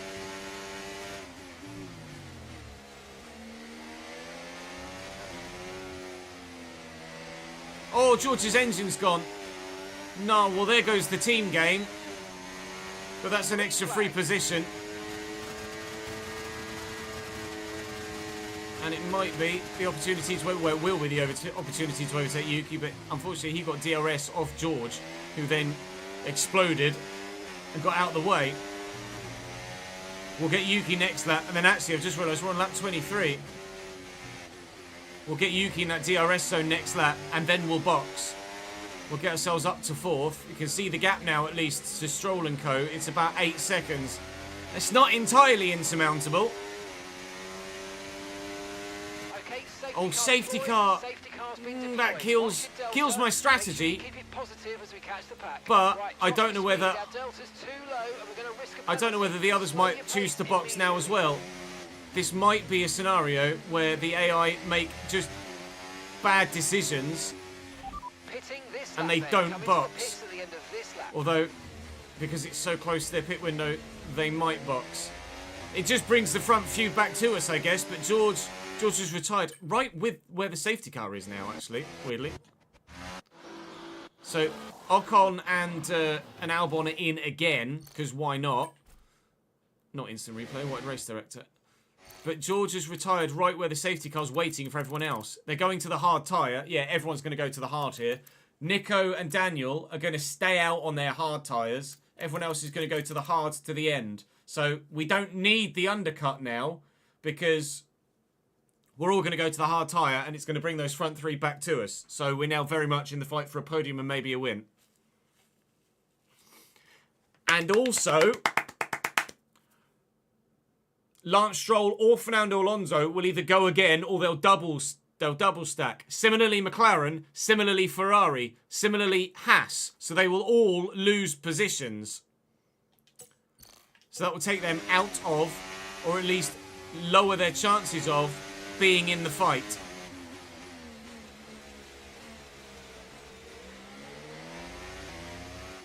We are going to box this lap. Okay, slow down. Your delta's negative, which means you're going too fast. Reduce your pace. They are double stacking. Aston are double stacking. McLaren are double stacking. Ferrari are double stacking. I can't get out. I can't get out! No! Because of where we're positioned in the pit lane, I couldn't get out. I've lost so many positions. To be fair, I've only lost 2. We were 5th, we're now 7th, but we're still behind Yuki. Oh, no! What could have been fantastic for us. Pit strategy complete. It's just made our job more difficult. McLaren double stacked, Ferrari double stacked, Aston Martin double stacked, but because we're behind Ferrari, sorry, in front of Ferrari in the pit lane, we come first. I needed to wait for the Ferraris to get out of the way so I could have left the pit lane. It could have been a lot worse, but equally, it could have been better. Still behind Yuki Tsunoda. In front we have a... Well, actually, Yuki's going to be the only car that doesn't have pace, thankfully, in front of us. Gasly behind is all right. Ricciardo has boxed and has gone to the softs. So has Nico Hülkenberg. So they're committing to a 2-stop now. They're going to go hard, soft, medium, which is an intriguing decision. Albon and Ocon will come back around and catch the back of the train. It brings them back into the fight. But, oh, we could have been 5th and right in the fight.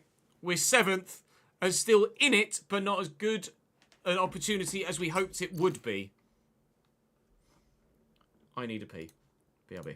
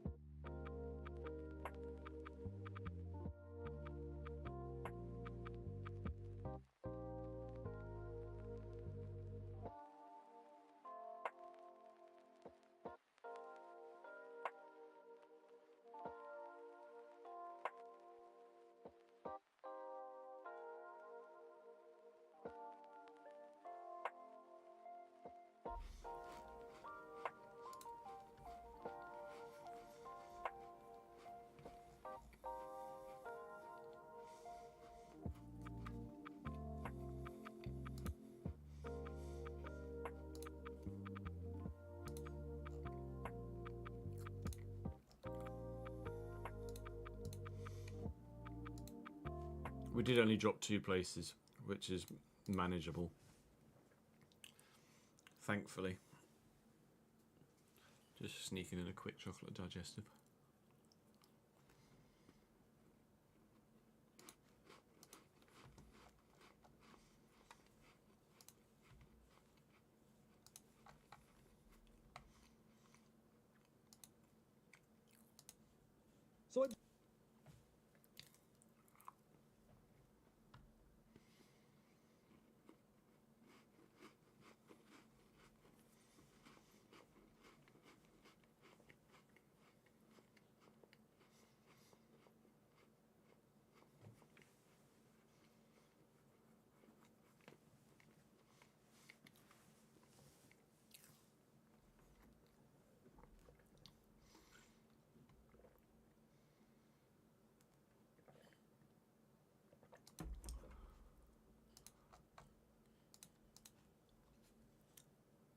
Am I playing FM normally? How do you mean? Do you mean Football Manager? Lauenberg. We normally play FC. FIFA is the main content. And we supplement that with Formula 1 and Football Manager. We're currently not playing any Football Manager until the new game comes out in a couple of months. But when the new game comes out, we will play a lot of FM. Basically finish this driver career and then probably go back to Football Manager content until the next F1 game, I would imagine. Haven't played FIFA since 14, got too addicted. No, it's fair enough. FIFA 14 was probably better than some of the shite we try and deal with today. George has dropped out of the race. Yeah, I know that. He caused a fucking safety car. Kind of wanted the undercut, really, to try and drop the Ferrari a bit further behind us. Like, yes, this has brought us back into the fight for the win, but it's also given Charles Leclerc the chance to get the win as well. Whereas previously, he was considerably down the road behind the front three, and our undercut could have taken us away from Charles and towards the Astons and the McLaren. We'll be behind the safety car for at least another lap, because you can see the back markers are still quite a way behind. We were going to box. Now, the lap that the safety car came in on was the final lap. We were going to complete a full circuit of the circuit. I was going to take Yuki Tsunoda into turn 1 with my DRS and then box this lap. So we would be on hard tyres now, and everyone else would still be on their old mediums for a couple of laps. But it's what it is. We can make the most of where we are. We can maximise our position, but we do need to make sure we get past Yuki quickly.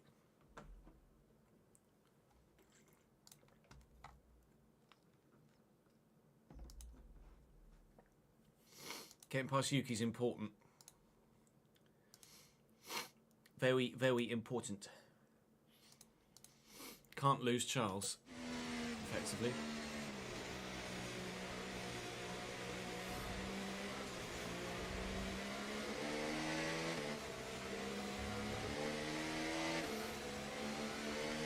In fact, one of the Alpines is boxing again.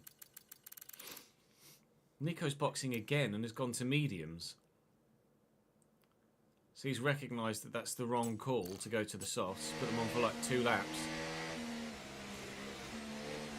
He's boxing again. Christ knows what's going on at Alpine right now.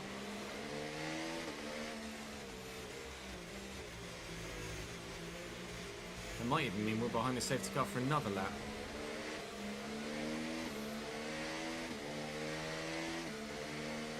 He should catch. He'll have to push hard, but he should catch.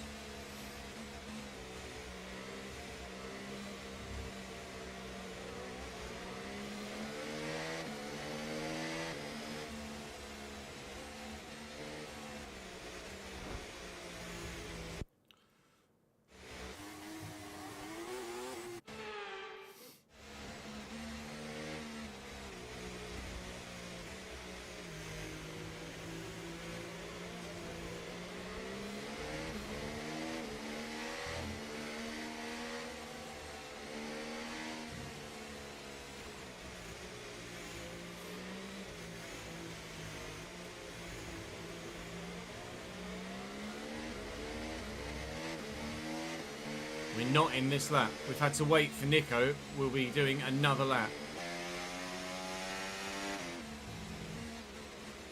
Fair enough. Safety car Oh no, it is in this lap. That's Safety such a car late in this call. lap. Let's make sure those tyres are up to temperature, and remember, there's no overtaking until the timing line. That was Stay in such a late position call. until the green flags. Okay, clear. Well, let's try and take Yuki then. I'm really surprised that they called that as late as they did. Don't lock up, Yuki. Thank you. Christ, he could have taken us both out of the race there if he locked up. Should have committed to the inside, really.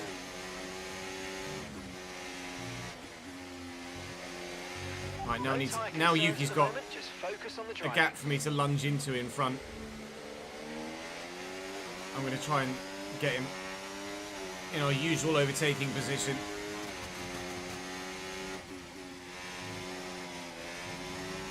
If I can get close enough.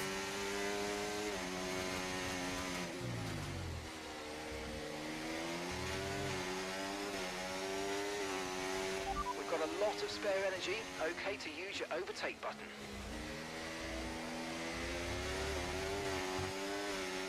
Not really close enough. Could be though with some battery usage.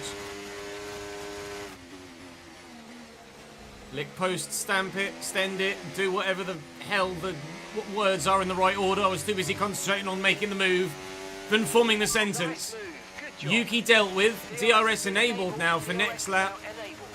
Leclerc still P4. He's the main target. We're already ahead of Hamilton. As long as we finish ahead of Leclerc, I'm happy, but obviously we would love the victory.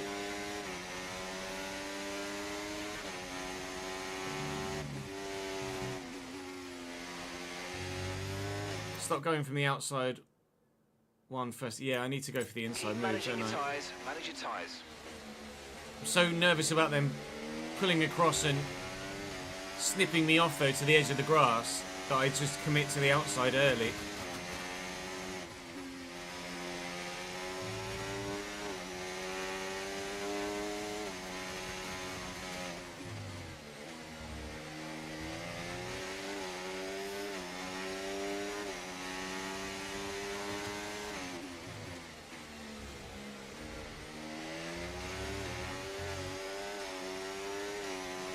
Got DRS.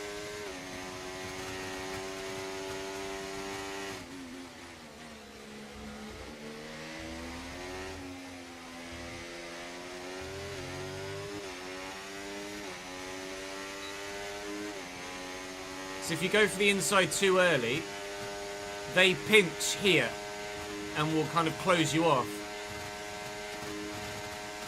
And you run the risk of getting either damage or losing all momentum as you try and back out of it. Okay, mate. Lando ahead. We can't let them hold us up for too long, so let's try and get past as soon as possible and crack on. I don't feel anywhere near as fast on the hard tyre. I don't feel as competitive.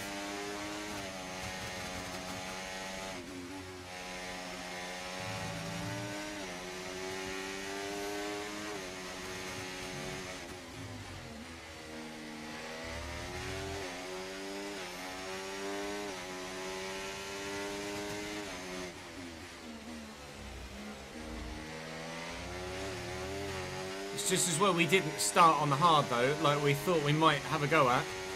Because absolutely I would have had to have boxed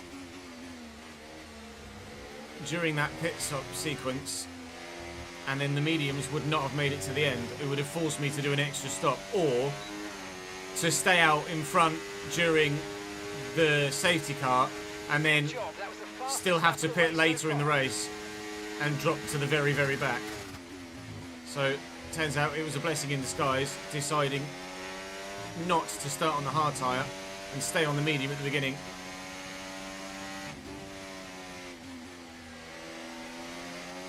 Piastri leads the race currently.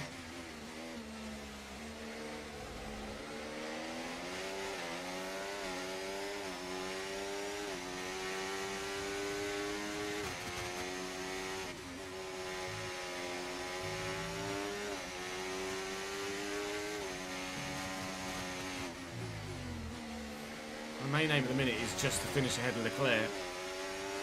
This stage of the season, I just want to make sure we keep him as close to us as possible in terms of the championship.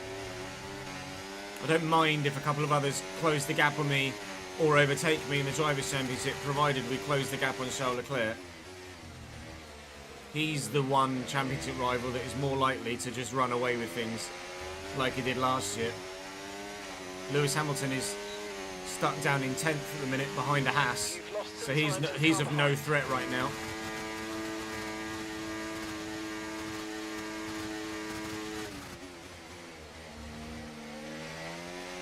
Okay, nice work. Really good. Love job that. with Thank you, Charles. Lando.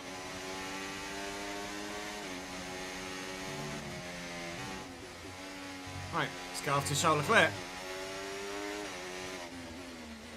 Inside at turn 1 is the way forward. We knew that anyway. It was the first time we were actually able to manufacture the opportunity to actually commit to the inside and not run the risk of damage or contact. Alright, get me after that Ferrari, please.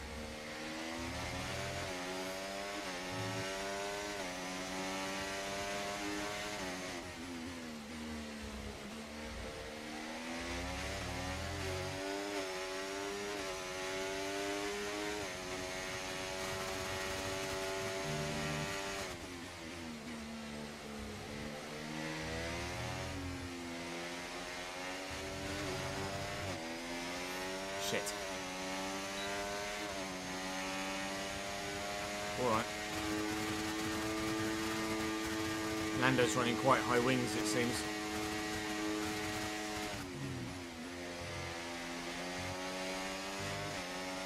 They're splitting into two duos up front.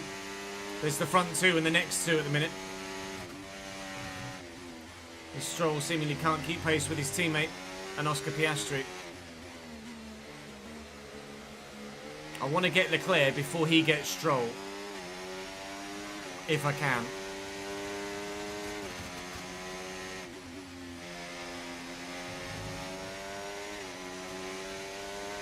I'm definitely not as competitive on this hard tyre as we were on the medium.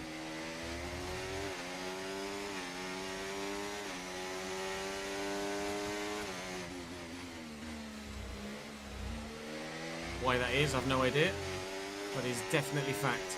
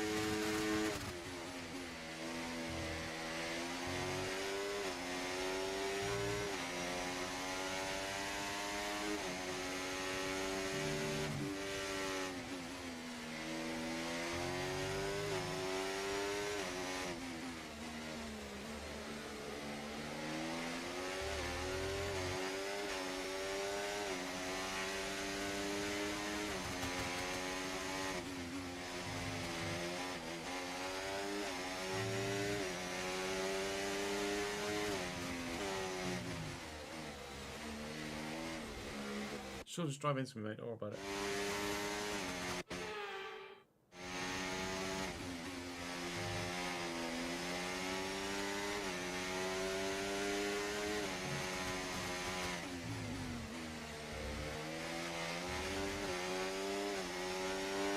If you think you can get past, make use of the overtake button and see what you can do. We won't be recording any more of the RTG until Monday. I need the feedback from today's episode.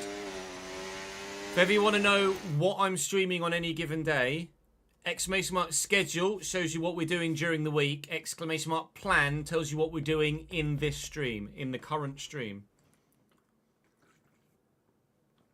Ethan and LFC Reese, thank you for the follows, guys. You can always find out the information you want for yourself with the commands.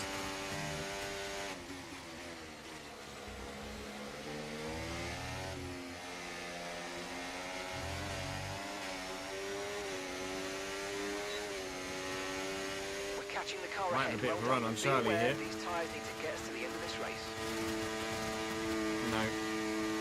Oh, he's having a look at Lance. This could get tasty if there's the first two start going for it and then the next two start going for it. Everyone's going to get thrown back up in mine and Lando's faces. There is a very high risk of an accident at the minute with the amount of battling that's going on for first and third.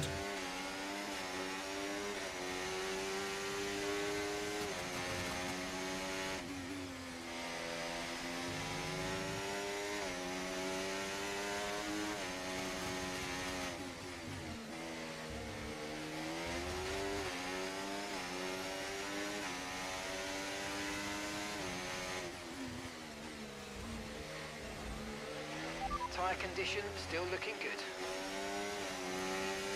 I'm going for it on Charlie.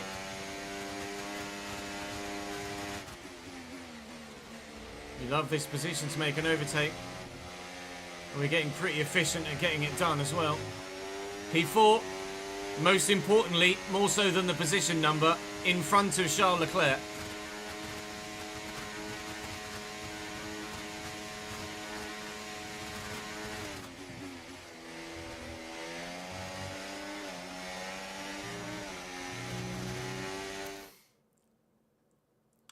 Yeah, next week will be very similar to this week, I think. I'll have Tuesday off. And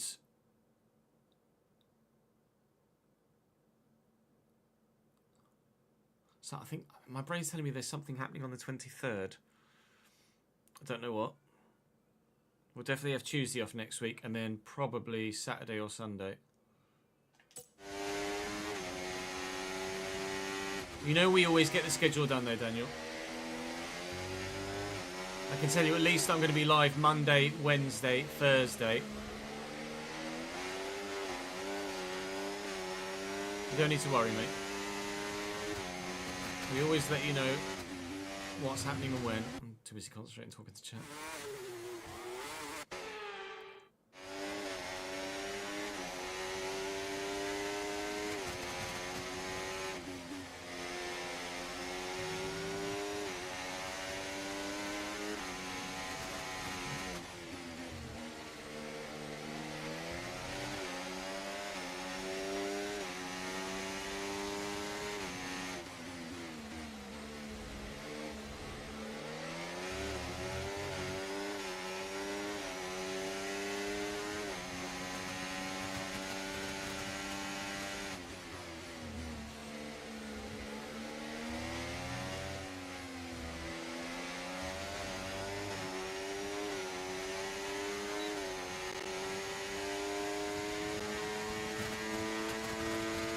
That's what they do.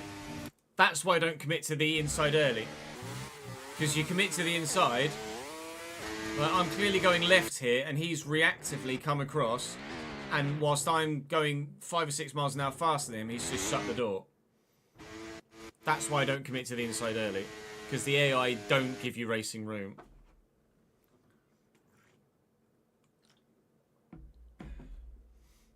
Yeah, 2026 is the next regulation change. It's not massive. Not as massive as the last set, but the cars will be slightly smaller, but nowhere near small enough. It's only incrementally smaller than where they are at the minute.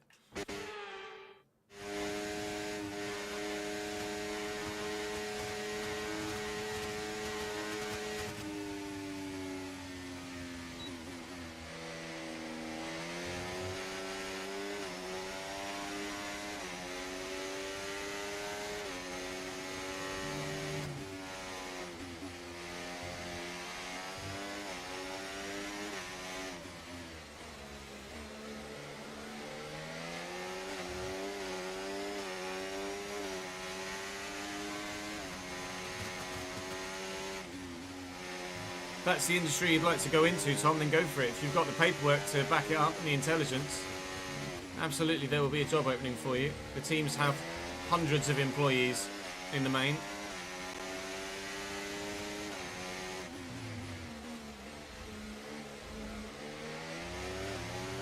Hello, Lance. Guess what's about to happen to you, pal, as we exit the chicane? Yeah. Same thing that's happened to everyone else at this corner. Bye. We're on the podium. Good job. Nice overtake. There is a possibility of 3 straight victories for us this season.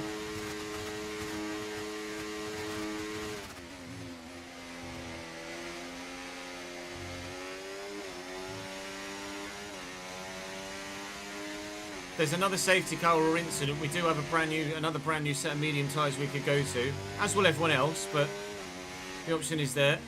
Brand new mediums, and there is a brand new set of softs as well that we could go to also. So we have options.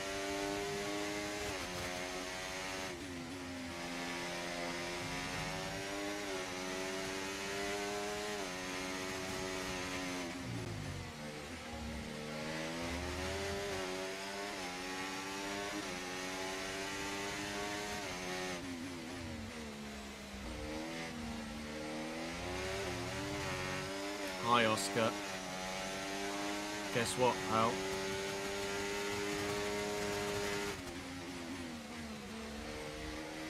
You guessed it.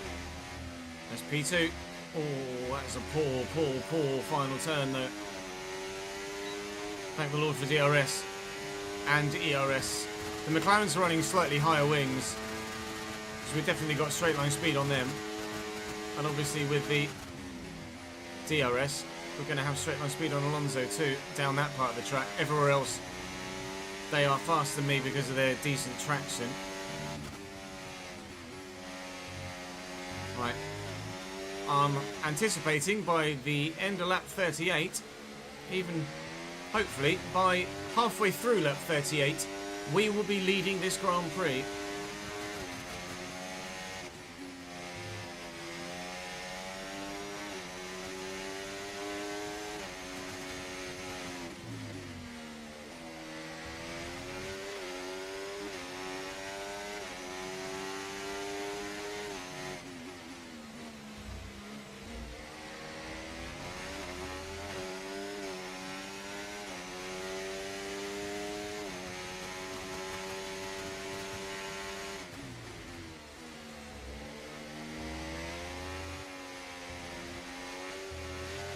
Bit eager on the throttle pedal.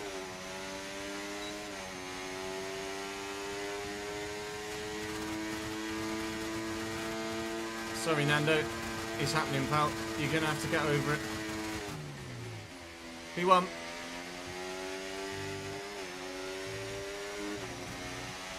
He's going to hustle me like crazy, though. Now's where the real fight begins. Because Fernando is going to effectively have the pace to stay with me. And I need to be able to still match him in a straight line into turn 1 every lap. So making sure I have enough battery is going to be absolutely crucial to holding on to first place here.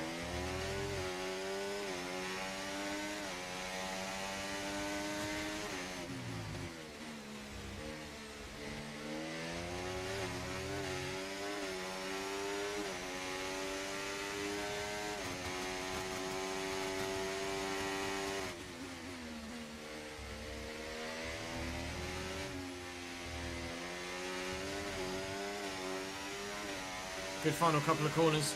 5/10 the gap. 15.291. Not sure what the fastest lap of the race is right now. 15.2. That was very nearly the fastest lap of the race. And we maintain the gap to Fernando with our ERS.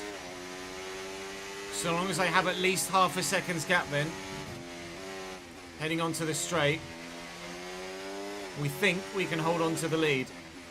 Lando's starting to drop a little bit. Front 4 are starting to pull away slightly.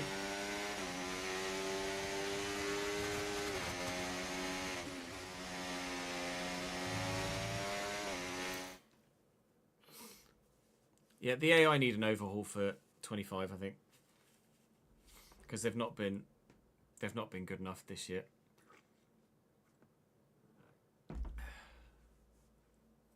I'm sure there'll be a certain position, Tom, available, and then it would be experience over degree then, wouldn't it, once you got the foot in the door? You can prove on the job that you know your shit.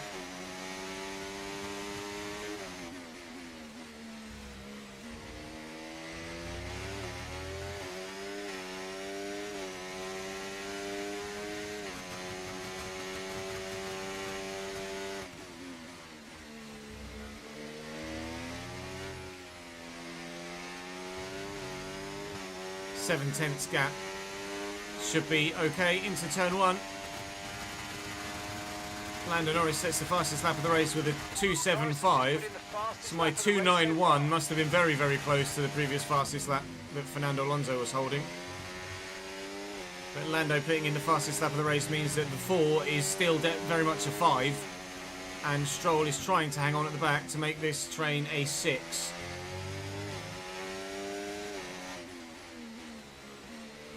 Provided I don't make any mistakes, I feel confident enough that the win is in the bag here, even with 24 laps, including the one we're on, to go. I think I can open the gap enough in the final sector to be safe into turn 1 every lap, but I have to get it right every lap.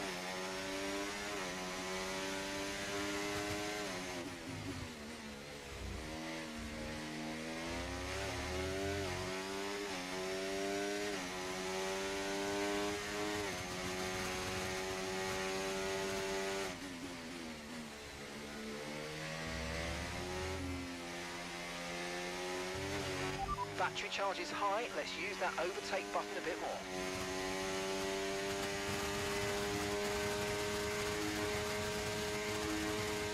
They had to double stack in the pits, Nick.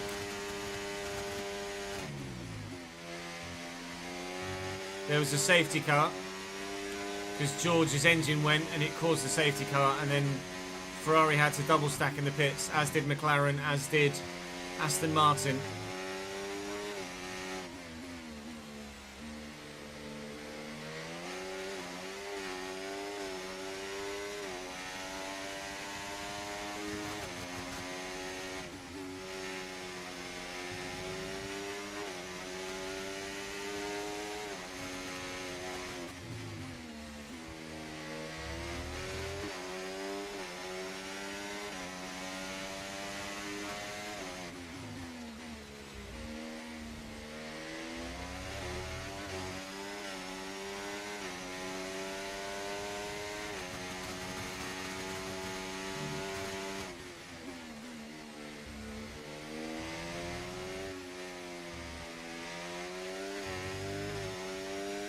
Fernando's closer to this lap than he was. Wasn't even a bad lap for me. He's just been able to stick with a bit better, but he's not going to be close enough.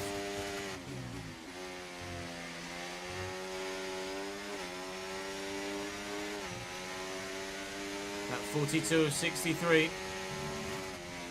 There's still a long way to go. We're a third race distance right now. Sorry, 2/3 race distance, a third race distance to go. What internet speed do I have? A gig down and about 100 up.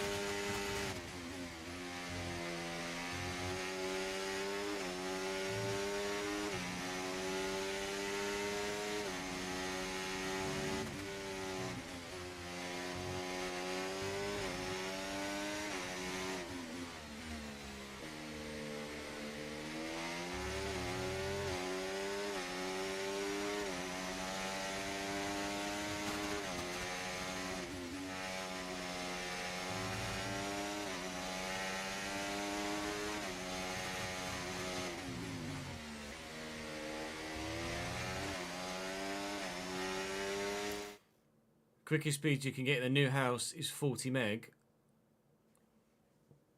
Quite, I wouldn't have bought. Like you say, thankfully they're laying fibre lines. They're laying the fibre lines though right now, so hopefully it won't be too long before you can upgrade. We only moved where we moved because of the internet speed. Otherwise, we wouldn't have moved here. Obviously, for my job, I need good internet. We had to be within a decent range of Nat's work and have decent internet. Otherwise, we wouldn't have moved anywhere.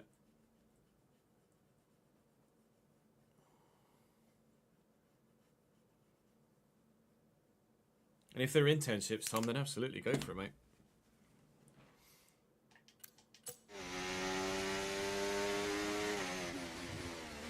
Then when you do get a job, invite me to the factory.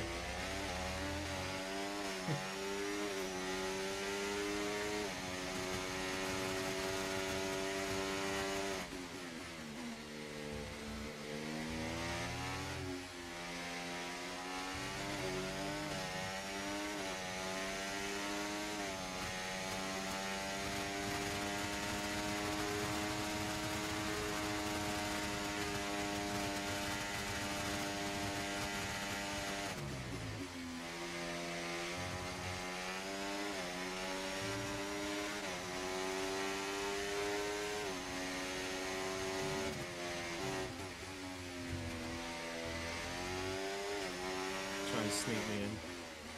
Boy.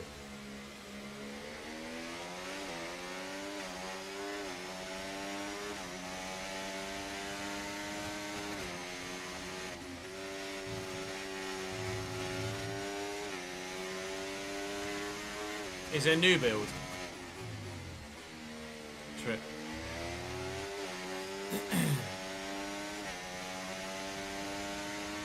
Is that where they're laying the lines currently? Because it's on a new build estate.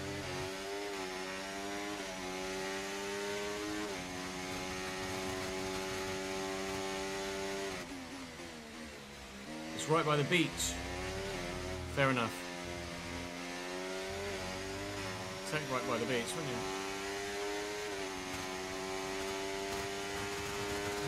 Whereabouts in the country? Obviously you don't have to be too specific. Which beach? Not necessarily which beach, but like northeast coast, southwest coast, Cornwall coast. Screw the Wi-Fi if you have the sea. Yeah. Who needs internet when you can go outside? Oh, steady. Right, sorry lads, I'm concentrating.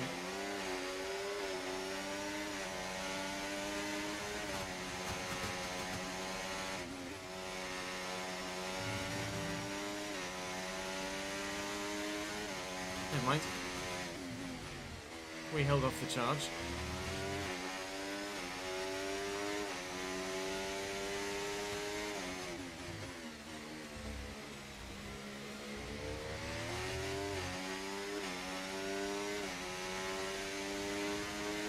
Just wear full engineer gear.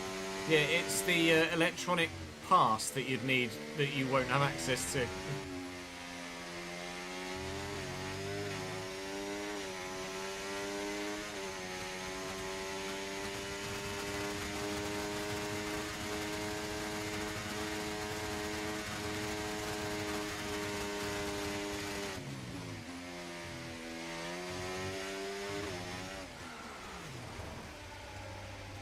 Just thinking in my head, I'm going to say this piece to camera.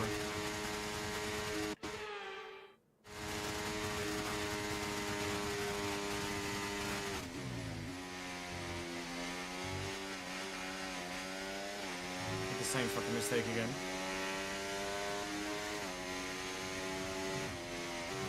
I was about to say, Fernando's nearly a second behind. Then I did that. Never mind, eh?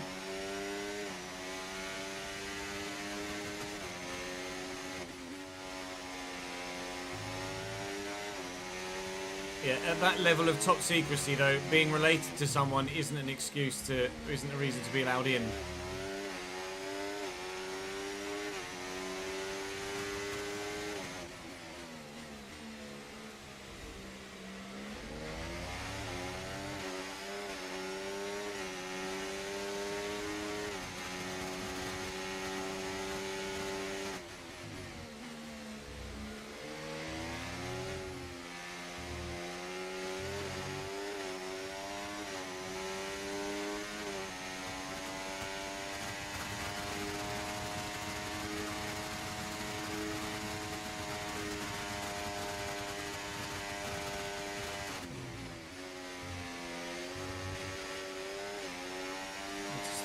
those silly mistakes.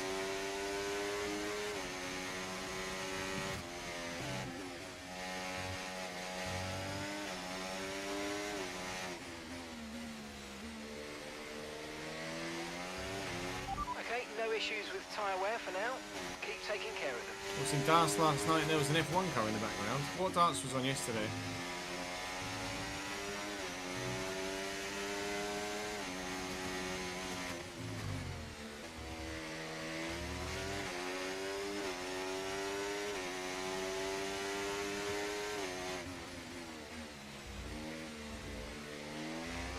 World Masters in Bahrain. I was going to say I bet it's in Bahrain, because it was Bahrain in last year in January that Littler got. Did he win in Bahrain last year? Win the Masters in Bahrain? He certainly got to the semis at least. I think he won the Masters in Bahrain last year, didn't he, Luke Littler?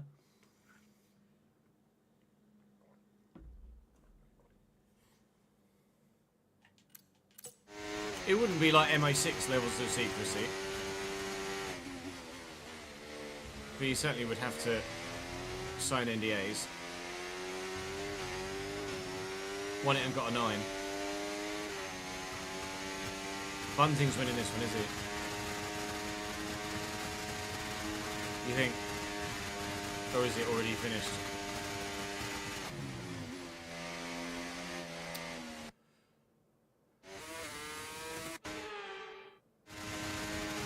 $20 for winning. This is pocket money to him now here.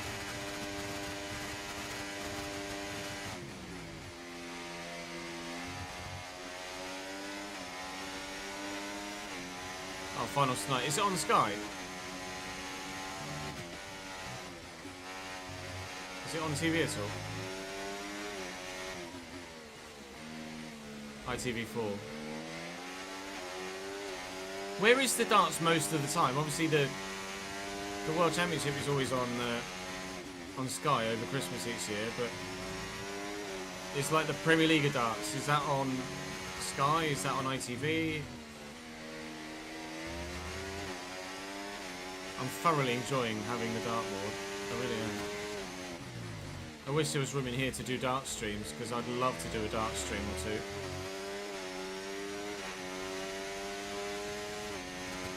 Premier League is Sky.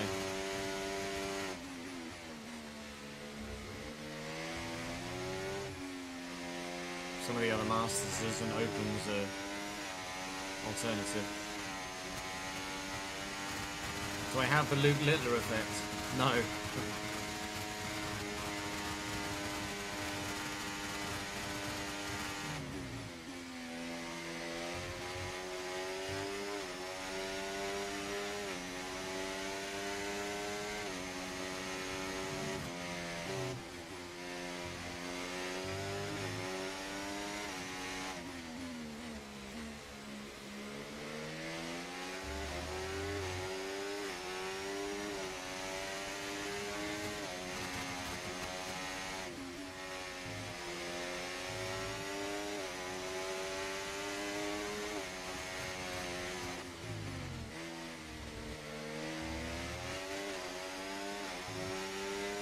Project Littler for Jude.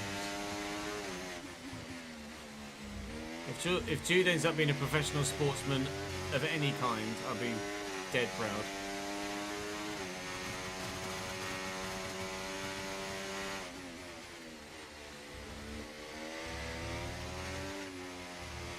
I have a feeling he's going to be more of a academic than a sportsman, though, based on his mother and me. Well, I was very sporty growing up. It was only the ME that stopped me playing sport, but I never excelled at anything.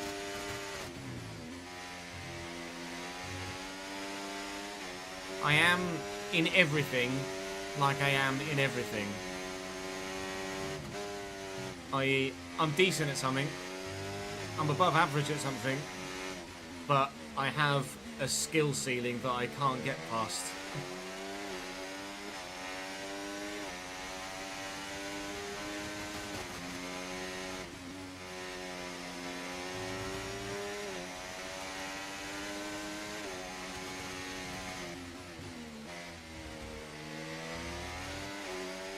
I can get to a 6 or 7 out of 10 at something,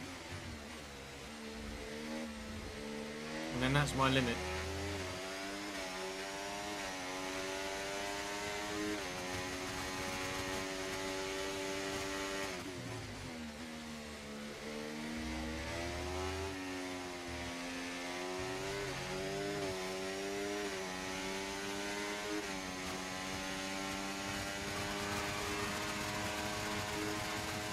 Ferns Facts, thank you very much indeed for the brand new tier 1 sub, mate. Welcome to the game, my friend.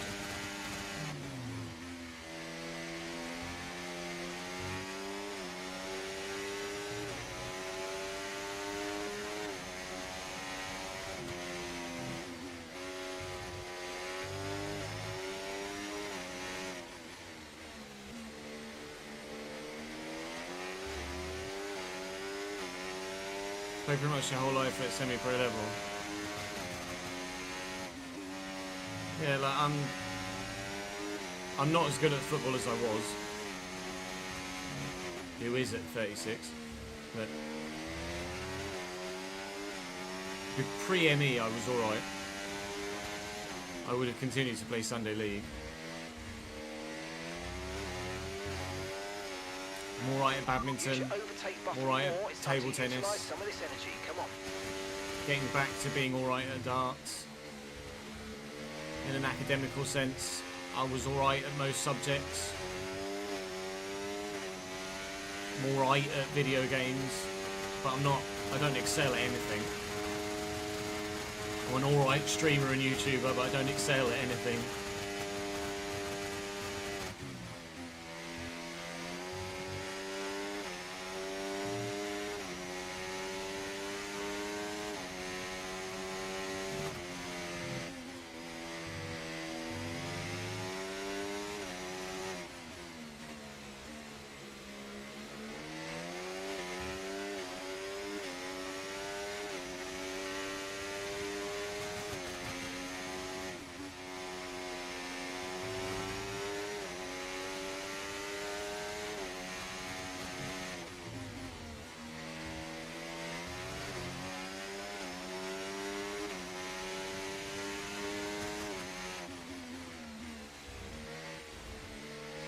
Right, you probably haven't seen anything YouTube-wise for a little while because not really much has happened. Fernando's had a couple of sniffs every now and again when I make a mistake, which is more regularly than I might like to admit, considering the fact that we're still first. But the 5 behind are still the 5 behind and have been this whole stint. But in rather typical F124 fashion, no one's making a move on anyone else, so it may well be like this to the end, just as it's just as it's been like this since whatever lap it was that I overtook Fernando. I'm too busy talking to you to have concentrated properly on taking those 2 corners, but that's the limit we race at, isn't it? The very height of my ability at the game. So when I get distracted by talking to YouTube or live chat, I do make mistakes, which is why we use the flashbacks. It's not very entertaining watching a man just sit in silence doing a 100% race. You want some talking to. And I wouldn't feel confident or happy putting out content that was just me sat in silence. I want to give you some sort of gameplay commentary or have the conversations with live chat, etc. from an entertainment standpoint. Got nearly a 9/10 gap on Fernando after that okay lap. We haven't ever been able to break the 1 second. If we are able to break the 1 second, then Fernando might be vulnerable to Piastri behind, and then the gap might certainly start to open up a bit more. We're able to get Fernando vulnerable, but he's just fast enough, even when I'm having a good lap, to stay within a second for the DRS detection point. This is the longest I've stayed this far away from him all race, really. since we made the overtake, certainly. I'll try and get within the realms of out of DRS this lap. And a good exit here with some ERS might help, and it has done. We are now out of DRS range of Fernando Alonso. He is now going to be vulnerable to Piastri, and if they start to fight behind, then I will quite happily drive off into the distance and take this victory. We've 9 laps to go as we cross the line. Lap 55 of 63. The gap behind is now 1.5 seconds. Alonso is very much going to be thinking about what's behind him and no longer caring about what's in front of him. He's got to protect his P2, which he now no longer has because Piastri's taken it off him. This is our opportunity then to drive off into the distance. Okay, mate, we've got some clear track around us now, so let's... Mark, don't talk to me there, mate. This is my opportunity now to drive off into the distance and hopefully extend. Okay, mate. Right, we've got some Did exactly clear the track same in front thing of us, again. So let's make best use of it and make the next lap a And quick hopefully one. see You've got through this dub. Apologies about the flashbacks, but it is what it is.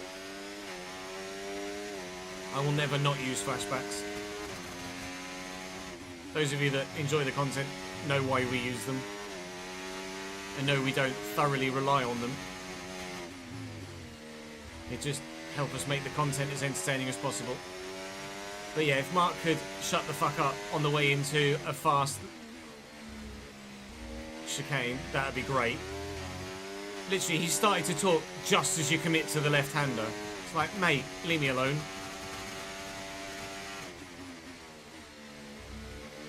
You can see the gap we've opened up on that lap.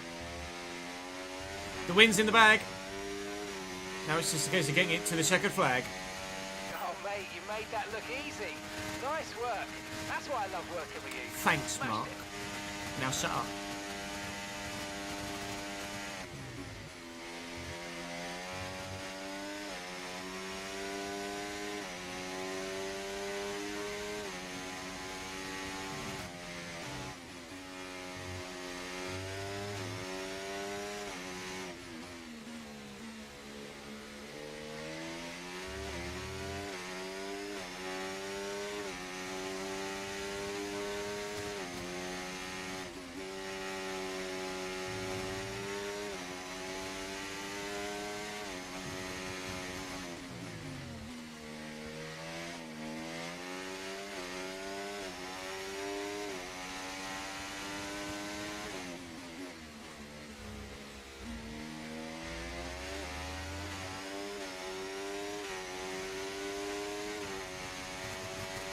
Yellow flag. Around sector 1. I think it's just the car that has biffed it and spun rather than the chance of a retirement. A late safety car here really would have thrown things into chaos. But nobody would have boxed. At least nobody in this front train would have boxed. Some of the other trains might have considered it to try and make some extra positions. But boxing for us would have been suicidal.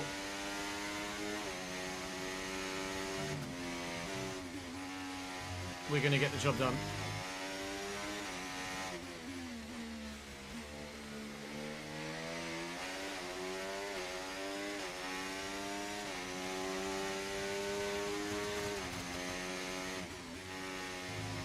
I might have boxed. Like the first of the 2 Hasses could have boxed from behind the Red Bull and probably made it out. Maybe made it out. In front of the next train. Have a fresh set of softs to go for something.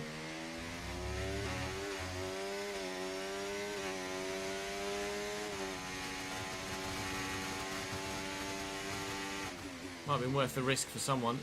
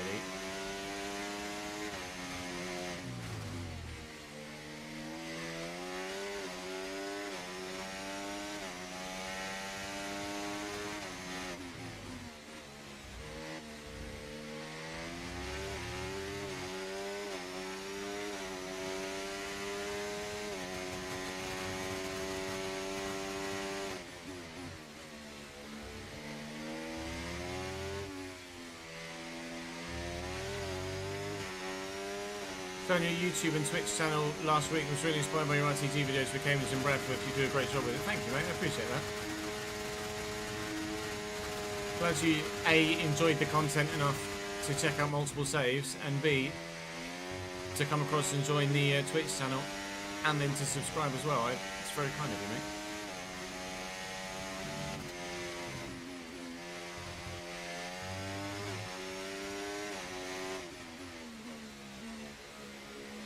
We don't grow very much these days, so anyone that's new is more than welcome.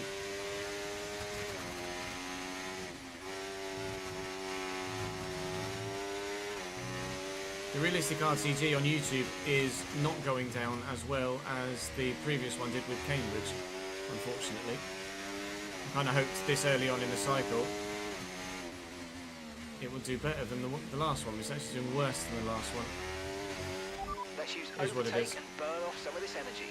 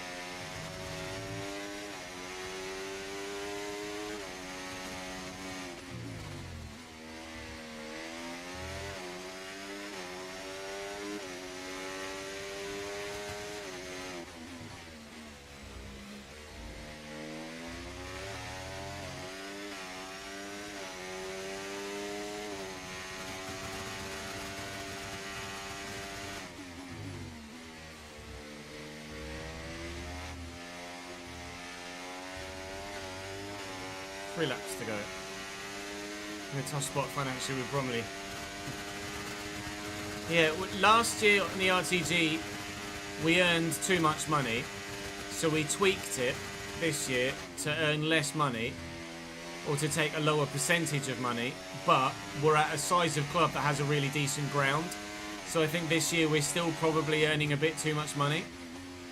So next year, with either Cambridge in League 2 if we go down, or a smaller side in League 2 that has less financial means than a smaller ground, we will find it more of a struggle.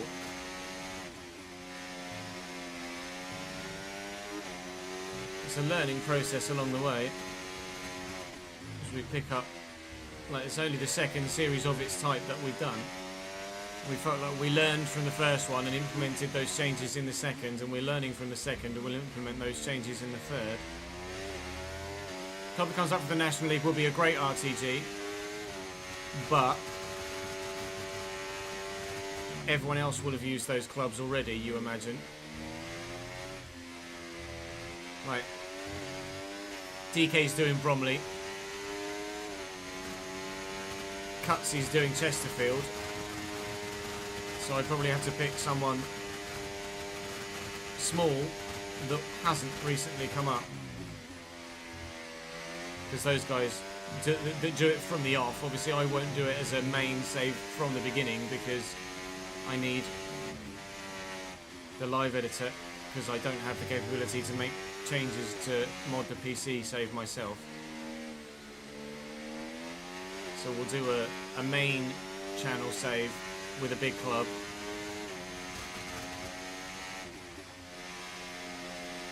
Then we'll move on to the Realistic RTG. But I think the Realistic RTG is something we will do every year now. It's just a case of whether we do it with Cambridge or not every year, which I don't think we will.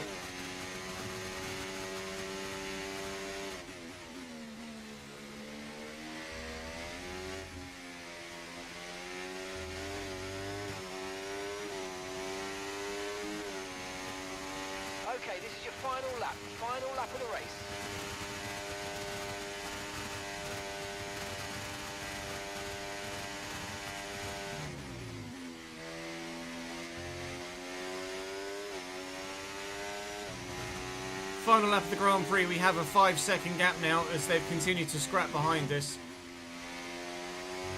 Alonso looks like he's going to hold on for the P2. He and Piastri have chopped and changed a couple of times, but again, in rather typical F1 24 AI fashion, everyone's kind of following each other home. It does mean that Charles Leclerc will only get 12 points here for a P4, and we'll get 25 for the win. So we'll close on him significantly again. We need to.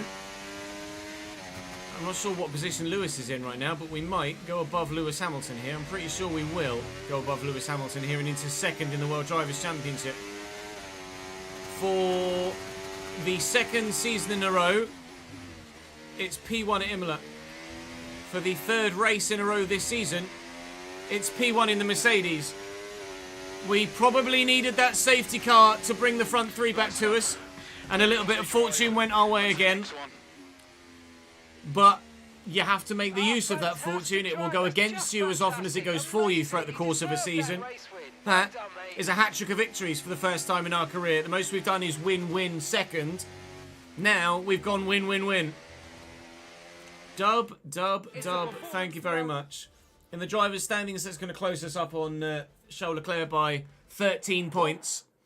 And we will very much be happy with that. George, unfortunately, retires. What an end to another fantastic weekend of racing. Thanks to everyone I who joined matched. us, and we'll see you for the When we next thought we might get the fastest lap and we saw that it was a 1 minute 2 and that we'd set a 1 minute 2, I didn't realise my 1 minute 15.2. I didn't realise it was exactly the same fastest lap as Fernando Alonso. So he would have kept the fastest lap point by nature of the fact that he set the lap time first. That's pretty remarkable. I don't think that's ever happened before. In qualifying, yes, but in a Grand Prix scenario where the fuel levels are all over the place, no.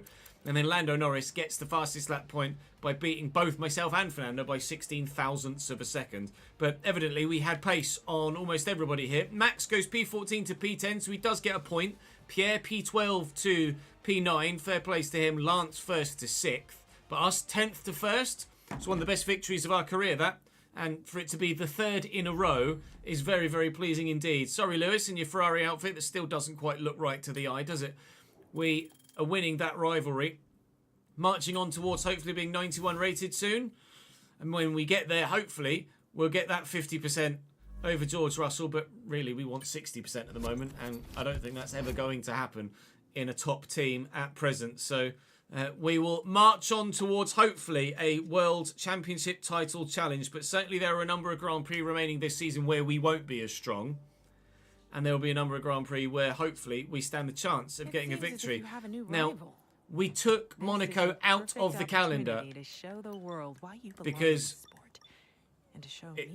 you guys know what I'm like at Monaco and how much we just don't like doing it and have to just get through that weekend. So we still have Portugal, but we've brought Brazil back and Monaco has been replaced. I'm now 14 points behind Charles Leclerc.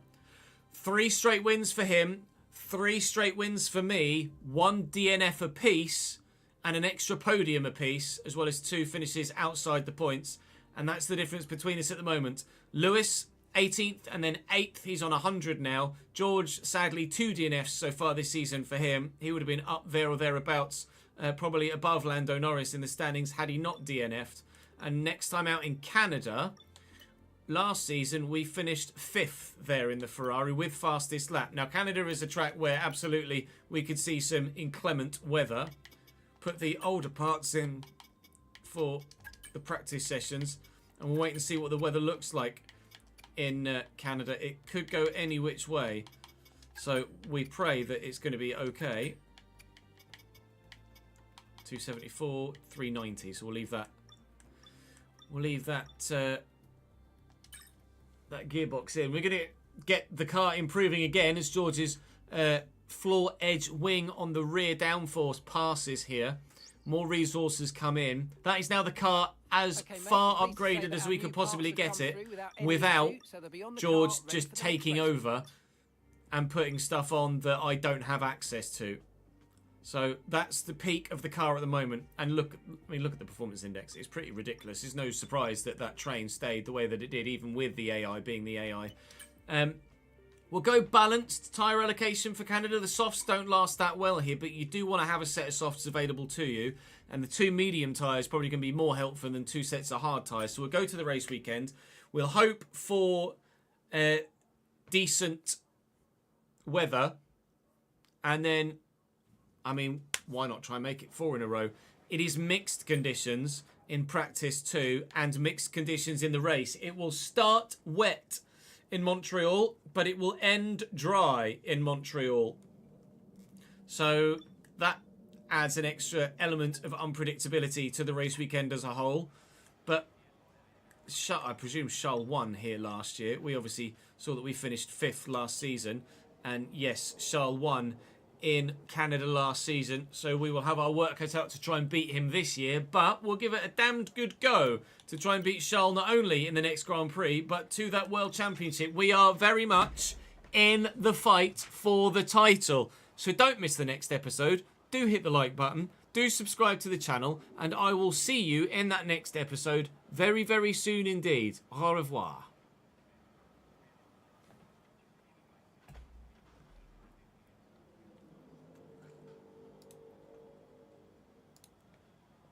That 2 ads.